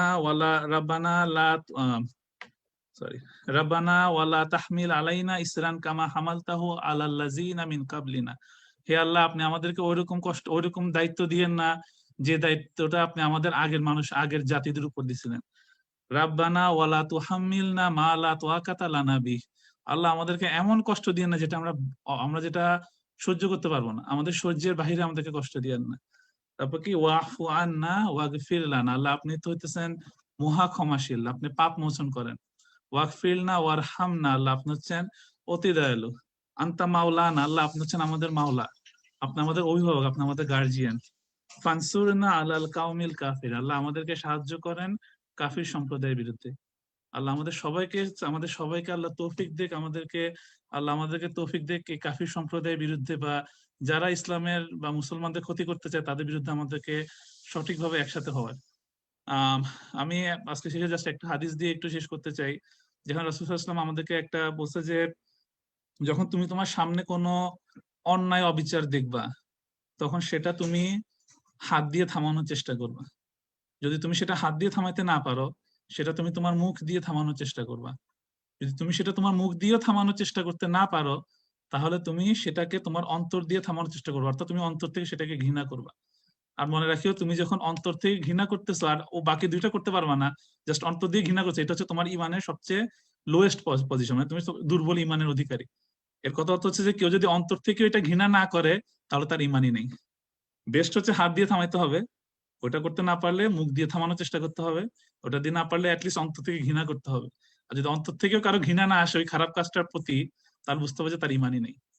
তো আমি হাদিসটা এই জন্য বলার কথাটা হচ্ছে এটাই যে আমরা সবাই জানি যে লাস্ট কয়েকদিনে বা লাস্ট কয়েক সপ্তাহ ঈদের অ্যাকচুয়ালি রমজানের শেষ 10 দিনের থেকে আমাদের প্যালেস্তাইনে আমাদের কি বলে যে মসজিদুল আকসাতে আমাদের মুসলিম ভাই বোনদের উপর যে নির্যাতনটা হচ্ছে সেটা আমরা সবাই কম বেশি অবগত আছি। ফেসবুকে দেখি, ইন্টারনেটে দেখি, নেটে দেখি। আর দুঃখের বিষয় হলো এটা সত্য যে আমরা ধারণা হচ্ছে যে এটা জাস্ট লাইক মায়ানমারের রোহিঙ্গাদের উপর অত্যাচার, চায়নাতে উইঘরে যে অত্যাচার, বা সিরিয়াতে যে অত্যাচার, জাস্ট লাইক কেউ কারোর উপর অত্যাচার করতেছে, এন্ড এটা তো প্রতিদিনই দেখি, এটার এমন নতুন কি? আমাদের অনেকের ধারণা হচ্ছে এটা এরকম, এর বেশি কিছু না। বা কারো কাছে হ্যাঁ খারাপ লাগে, মানুষ মরতেছে, খারাপ লাগতেছে, কিন্তু এটার সাথে আমাদের কানেকশনটা কি? যেমন আমরা এখানে অধিকাংশ হচ্ছে আমরা বাংলাদেশি মানুষ, রাইট?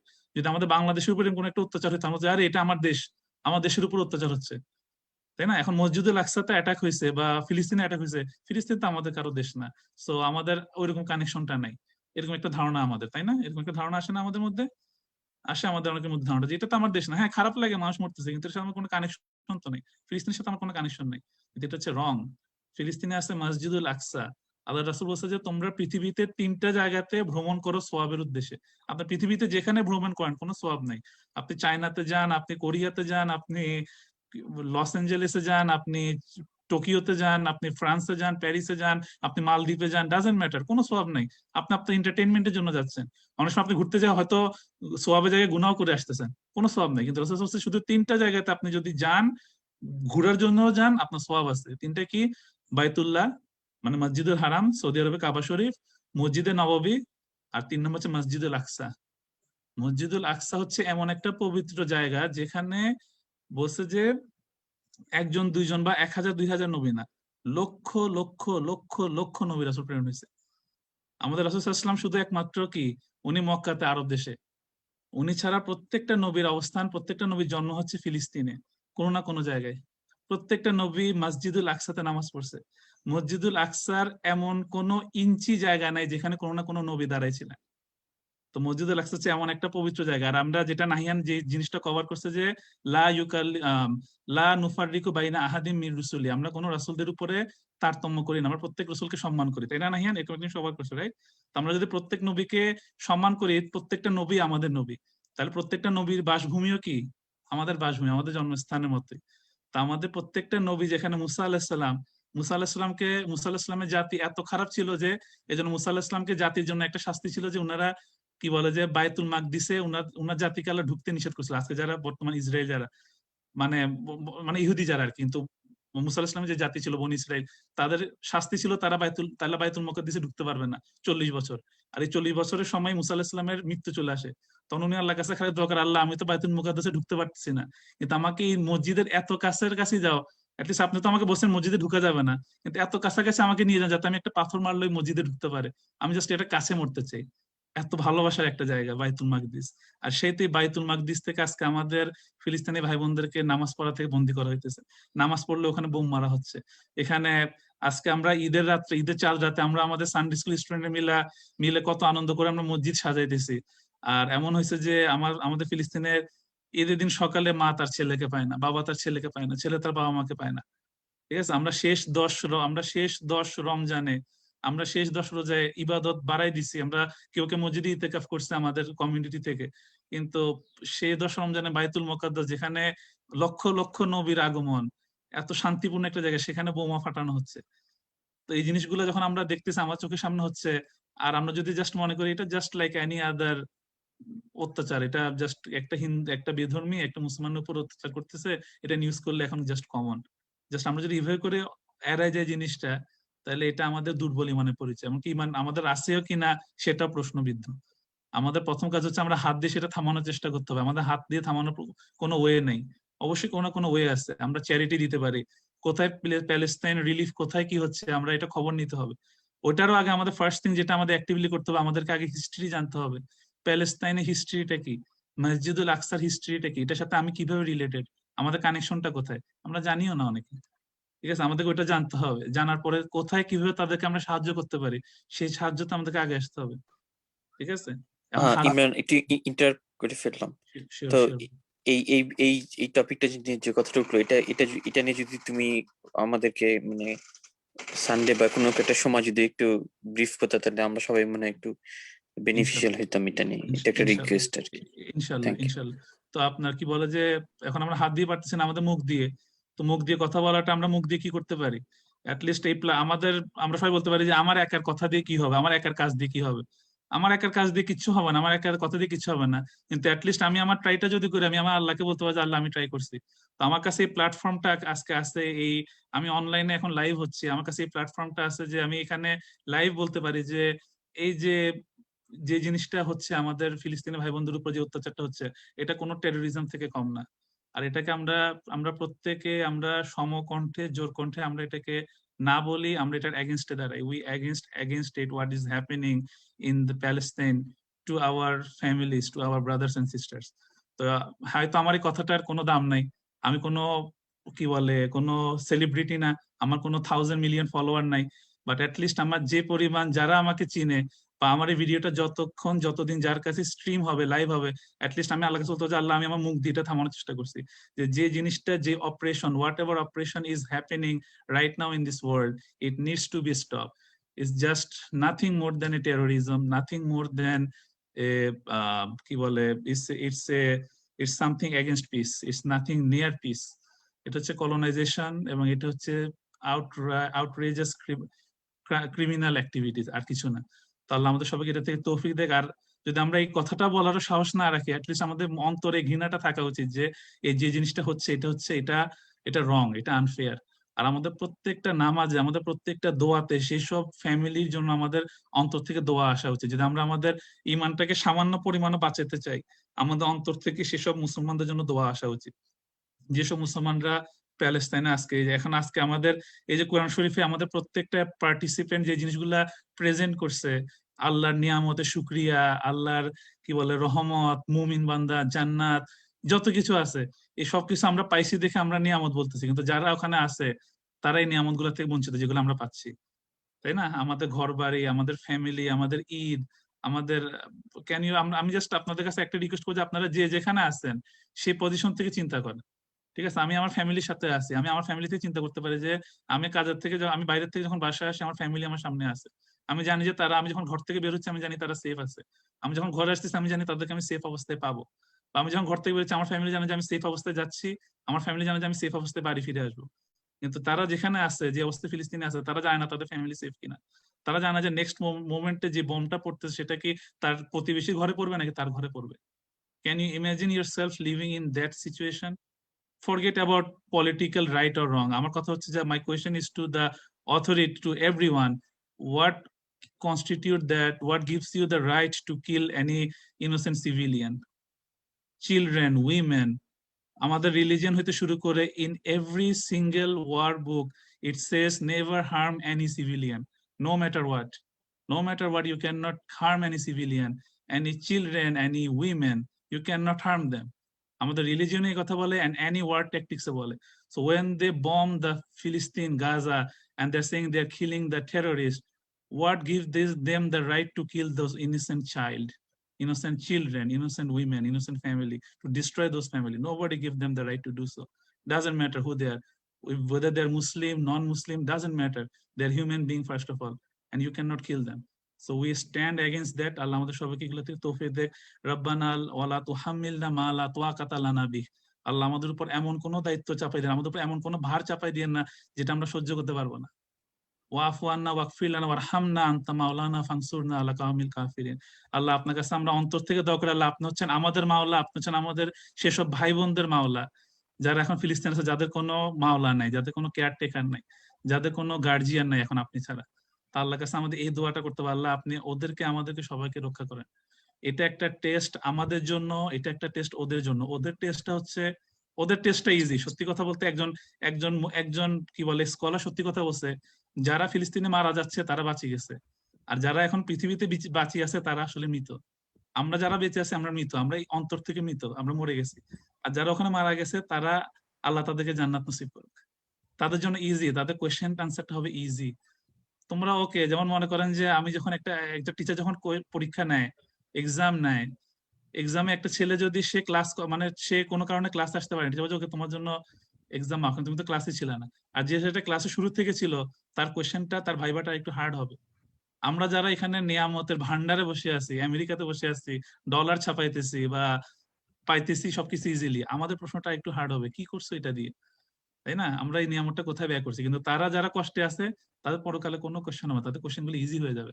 কারণ ওদের তোমরা দুনিয়াতে যথেষ্ট কষ্টে ছিলা, আজকে তোমাদের আপ্যায়নের পালা। আল্লাহ আমাদের ফিলিস্তিনের প্রত্যেক ভাই বোন যারা শহীদ হয়েছে, আল্লাহ প্রত্যেককে আল্লাহ শাহাদাতের মর্যাদা দিক, আল্লাহ প্রত্যেককে জান্নাতুল ফেরদৌস দান করে। আর আল্লাহ সেই সাথে আবারও দোয়া করি, রব্বানা ওয়ালা তুহাম্মিলনা ওয়ালা তাকাতা লানা বিহি। আল্লাহ আমাদের উপর এমন ভার চাপাই দিয়েন না, আমরা যে রহমতের মধ্যে আছি এই রহমতটা আমাদের জন্য পানিশমেন্ট হিসেবে যেন না আসে, যে আমরা এই রহমতের মধ্যে বসে যেন আমরা উত্তর দিতে না পারি, এরকম সময় যেন আমাদের মধ্যে না আসে। আল্লাহ আমাদেরকে সেই তৌফিক দেয়। যাই হোক, তো সরি আমি একটু লম্বা সময় নিয়ে নিছি, বাট আল্লাহ আমাদের সবাইকে মাফ করুক।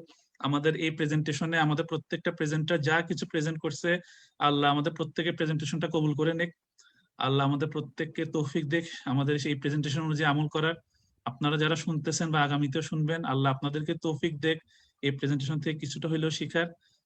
অ্যাকচুয়ালি আমি এই প্ল্যাটফর্মটা আরেকটু নিব, আরেকটু কাজে, যে এই রমজানে আমাদের শেষ 10 দিন আমাদের মসজিদ থেকে যারা ইতিকাফ করছিলেন, এবং ইতিকাফের সময় আপনারা আমাদের এই community as a middle town Islamic cultural centre community, আমাদের যারা ইতিকাফ করছেন তাদেরকে যে সাপোর্ট, যে ভালোবাসা, যে ওয়েলকামিং ভাবে ইফতার, সেহরি এবং প্রত্যেকটা নামাজের সময় কেউ না কেউ আমাদের ইতিকাফকারীদের সাথে যেভাবে অবস্থান করছেন, যেভাবে সময়টা দিচ্ছেন, এই জন্য আল্লাহ আপনাদের প্রত্যেককে কবুল করে নেক। আল্লাহ আপনাদের প্রত্যেকের কষ্টটা, আপনাদের প্রত্যেকের ভালোবাসা, আপনাদের প্রত্যেকের আতিথেয়তা, আপ্যায়নটাকে আল্লাহ কবুল করুক, এবং আপনাদেরকে এটার সমপরিমাণ রিওয়ার্ড, সমপরিমাণ যাজা দেখ। এটা আমাদের ইতিকাফ করা প্রত্যেকটা মানুষের অন্তরের থেকে আপনাদের জন্য দোয়া, আপনাদের জন্য থ্যাংক ইউ। আর কি বলে যে আরেকটা জিনিস হচ্ছে যে একটা কথা বলতে চাই, যে আমরা যারা এখন, আমি স্পেশালি আমাদের এই কমিউনিটির কথা বলতেছি, বা আপনারা যে যেখান থেকে শুনতেছেন আপনাদের কমিউনিটির কথা চিন্তা করেন, যে আপনারা যেখানে আছেন সেখানের যে কমিউনিটি সেন্টার বা যে ইসলামিক মসজিদ যেটা আছে, সেটা আপনাদের ওয়ান স্টপ গো। আমাদের মিডল টাউনের জন্য আমাদের middle town Islamic cultural centre যে মসজিদটা আছে, এটা আমাদের ওয়ান স্টপ গো। মসজিদের গুরুত্ব কতটুকু যদি আমরা না বুঝি, ওই ফিলিস্তিনে কাউকে যে জিজ্ঞেস করেন মসজিদে নামাজ পড়ার গুরুত্ব কতটুকু, সেখানে নামাজ পড়তে যাই তারা মরতেছে, আর আমরা এখানে নামাজ পড়তে আসতেও চাই না। আমাদের ঘরের কাছে যাদের মসজিদ আছে, আমরা ঘরের থেকে 10টা কদম দিয়ে যেতে পারি না, কারণ আমাদের খুব টায়ার্ড লাগে, বা আমরা অসুস্থ থাকি, বা আমাদের সময় হয় না। ঠিক আছে, আমরা সবাই ব্যস্ত, অবশ্যই আমরা সবাই ব্যস্ত, কিন্তু 5 ওয়াক্ত নামাজে কোনো না কোনো ওয়াক্তে আমরা কোথাও না কখনো, না হোক মুসল্লি, অ্যাটলিস্ট আমি নিজের হাতে যদি তালাটা খুলে মসজিদটাতে ঢুকি, অ্যাটলিস্ট আমার মসজিদটা আমার জন্য দোয়া করে। মসজিদের কত গুরুত্ব, একটা ফিলিস্তিনের একটা বাচ্চাকে জিজ্ঞেস করেন যে মসজিদ পাচ্ছে না নামাজ পড়ার জন্য, কিন্তু আল্লাহ সেখানে আমাদেরকে একটা মসজিদ দিছে। ঠিক আছে, আমরা সানডে স্কুলে, আমরা আরবিক স্কুলে আমরা বসতে চাই না, আমরা কি বলে আরবি শিখতে চাই না, কিন্তু আরবি শিখার যে কতটুকু গুরুত্ব, এটা ফিলিস্তিনে কোনো একটা বাচ্চাকে জিজ্ঞেস করেন যে আরবি শিখার জন্য, যে নামাজ পড়ার জন্য মসজিদে গিয়ে এগুলো বিদ্ধ হচ্ছে। ঠিক আছে, তো কেউ না পেয়ে মরতেছে, কেউ পেয়ে মরতেছে, কিন্তু কেউ ফিজিক্যালি মরতেছে, কেউ অন্তর থেকে মরতেছে। কথা হচ্ছে এটা, পার্থক্য হচ্ছে এখানে। তো এই প্রশ্নটা হচ্ছে আপনাদের সবার কাছে, যে আপনারা এই জিনিসগুলো একটু সিরিয়াসলি যদি নেই, আপনারা বলতে আমি আমার নিজেকে ইনক্লুড করি, আমি নিজেও এটার থেকে ঊর্ধ্বে না, আমরা নিজেরা আমাদের মধ্যে এই ল্যাকিংটা আছে, যে মসজিদে যাই আর কি হবে, মসজিদে এখন আর যাবো না, সারাদিন কাজ করছি, একটু বাসায় ঘুমাই। এতে মসজিদটা যখন আমাদের আছে, এই মসজিদটা যতক্ষণ আছে আমাদের আছে, কিন্তু আমরা যদি এটাকে ভ্যালিউ না করি একসময় এটা আমাদের থেকে কাছে থাকবে না, এটা আমাদের থেকে চলে যাবে। আল্লাহর কোনো নিয়ামত যখন দেয়া হয়, এটা আমি গতকালকে আমার কিছু স্টুডেন্টের সাথে কথা বলতে আমি বলছিলাম, আল্লাহ যখন কাউকে কোনো নিয়ামত দেয়, এই নিয়ামতটা যখন কেউ অ্যাপ্রিসিয়েট করে না, একটা সময় আল্লাহ সেই নিয়ামতটা তার থেকে নিয়ে যায়, কারণ সেটা অ্যাপ্রিসিয়েট করে না। আপনার সুস্বাস্থ্য আছে, আপনি স্বাস্থ্যটার দাম দেন না, স্বাস্থ্য সবারই থাকে, আমার কি, আল্লাহ একসময় আপনার থেকে এই স্বাস্থ্যটা নিয়ে যাবে। আপনার কাছে ফ্রি টাইম আছে, তারপরে আপনি খালি বলে বেড়ান আমার সময় নেই, আমার সময় নেই, আমি ব্যস্ত, আমি ব্যস্ত, আল্লাহ একসময় আপনার থেকে আসলে আপনার সময়টা নিয়ে যাবে, আপনি কিছু করতে পারবেন না। আল্লাহ আপনাকে এখন হায়াত দিছে ইবাদত করার জন্য, কিন্তু আপনার সময় নেই, সময় নেই করতে করতে যে আপনি ব্যয় করতেছেন, একসময় আল্লাহ আপনার থেকে আপনার হায়াতটা নিয়ে যাবে, তখন আপনি আর ইবাদত করতে পারবেন না, তখন আমি আর ইবাদত করতে পারবো না। তো আমাদেরকে যে নিয়ামতটা দেওয়া হয়েছে, এই নিয়ামতটার যথাসাধ্য যথাযথ ব্যবহার যদি আমরা না করি, তাহলে এই নিয়ামতটা আমাদের থেকে চলে যাবে। এই মিডলটন ইসলামিক কালচারাল সেন্টার আমাদের জন্য একটা নিয়ামত, আমাদের মিডলটন বাসীদের জন্য, আমাদেরকে এই নিয়ামতটাকে যথাসাধ্য ব্যবহার করতে হবে। আর আমি ব্যবহার করা মানে এই বলতেছি না যে আমার একটা লাইভ প্রোগ্রাম থেকে আপনারা $500-100 দিয়ে দিবেন, no I am not saying that. আলহামদুলিল্লাহ, আপনারা যা দিচ্ছেন অবশ্যই সেই দানটা অবশ্যই আল্লাহ কবুল করুক, এবং এটা অবশ্যই দরকার, কিন্তু সেই সাথে সাথে দান তো অবশ্যই প্রয়োজন, দানের সাথে সাথে আপনাদের অ্যাক্টিভ পার্টিসিপেশন অবশ্যই জরুরি। আর যারা দান দিচ্ছেন তাদের কন্টিনিউয়াস দানের প্রয়োজন, শুধু একবার 100 টাকা 200 টাকা না। আপনারা নিজেদেরকে একটা প্রমিস করেন যে আমি প্রতি মাসে এত টাকা দিব, বা আমি প্রতি সময়ে এত টাকা দিব, আর এই টাকাটা আমি কেউ চাওয়ার আগে দিব। আমাদের একটা মানে আমাদের একটা এমন একটা সিচুয়েশন হয়েছে, যেমন মনে হয় যেন আমরা মানুষের কাছে কেউ মনে হয় যেন মানুষের কাছে ভিক্ষা করতেছে, একজনের কাছে 3 দিন 4 বছর আমি তো ভুলে যাই, ধর আমাকে মনে করে দিবে না এই যে মসজিদের টাকা, কেন আপনাকে একজন কেন মনে করে দিবে? আপনার এই নিয়ামতটা আল্লাহ আপনাকে দিছে, আল্লাহ আপনাকে একটা অপরচুনিটি দিচ্ছে দান করার জন্য, আপনি এটা প্রতি মাসে আপনার নিজের দায়িত্বে আপনি পৌঁছাবেন। কার কাছে পৌঁছাবেন আপনি জানেন, কিভাবে পৌঁছাবেন আপনি জানেন, আমাকে প্রশ্ন করার কিছু না, আমি জানি না কে করবে কেউ জানে না, আপনি নিজে পৌঁছে দিবেন প্রতি মাসে নিজ দায়িত্বে, কেউ জিজ্ঞেস করার আগে। অনেকে বলে তুমি আমাকে মনে করে দিলে না মসজিদের টাকা, আপনার দান, আল্লাহর জন্য দান, আমি মনে করানোর, আমি থার্ড পার্টি, আমি কেউ না। তো অনেক সময় মনে হয় না কাউকে একটা কিছু বলা হলে তাকে 3 বার 4 বার 5 বার রিমাইন্ড করানোর পরে হঠাৎ করে তার মনে আসে, ও আমি তো করতেছি, আমি করবো না, মনে করানো লাগে। কিন্তু এই জিনিসগুলো নিজের থেকে অ্যাক্টিভ করে যখন আপনারা অ্যাক্টিভ হবেন, এই মিডলটন মসজিদ বা যে কোনো আপনার যে কমিউনিটি থাকেন, আপনার সেই কমিউনিটি সেন্টারের জন্য, সেটা তখন এই জিনিসটা তখন অনেক দূর যায়।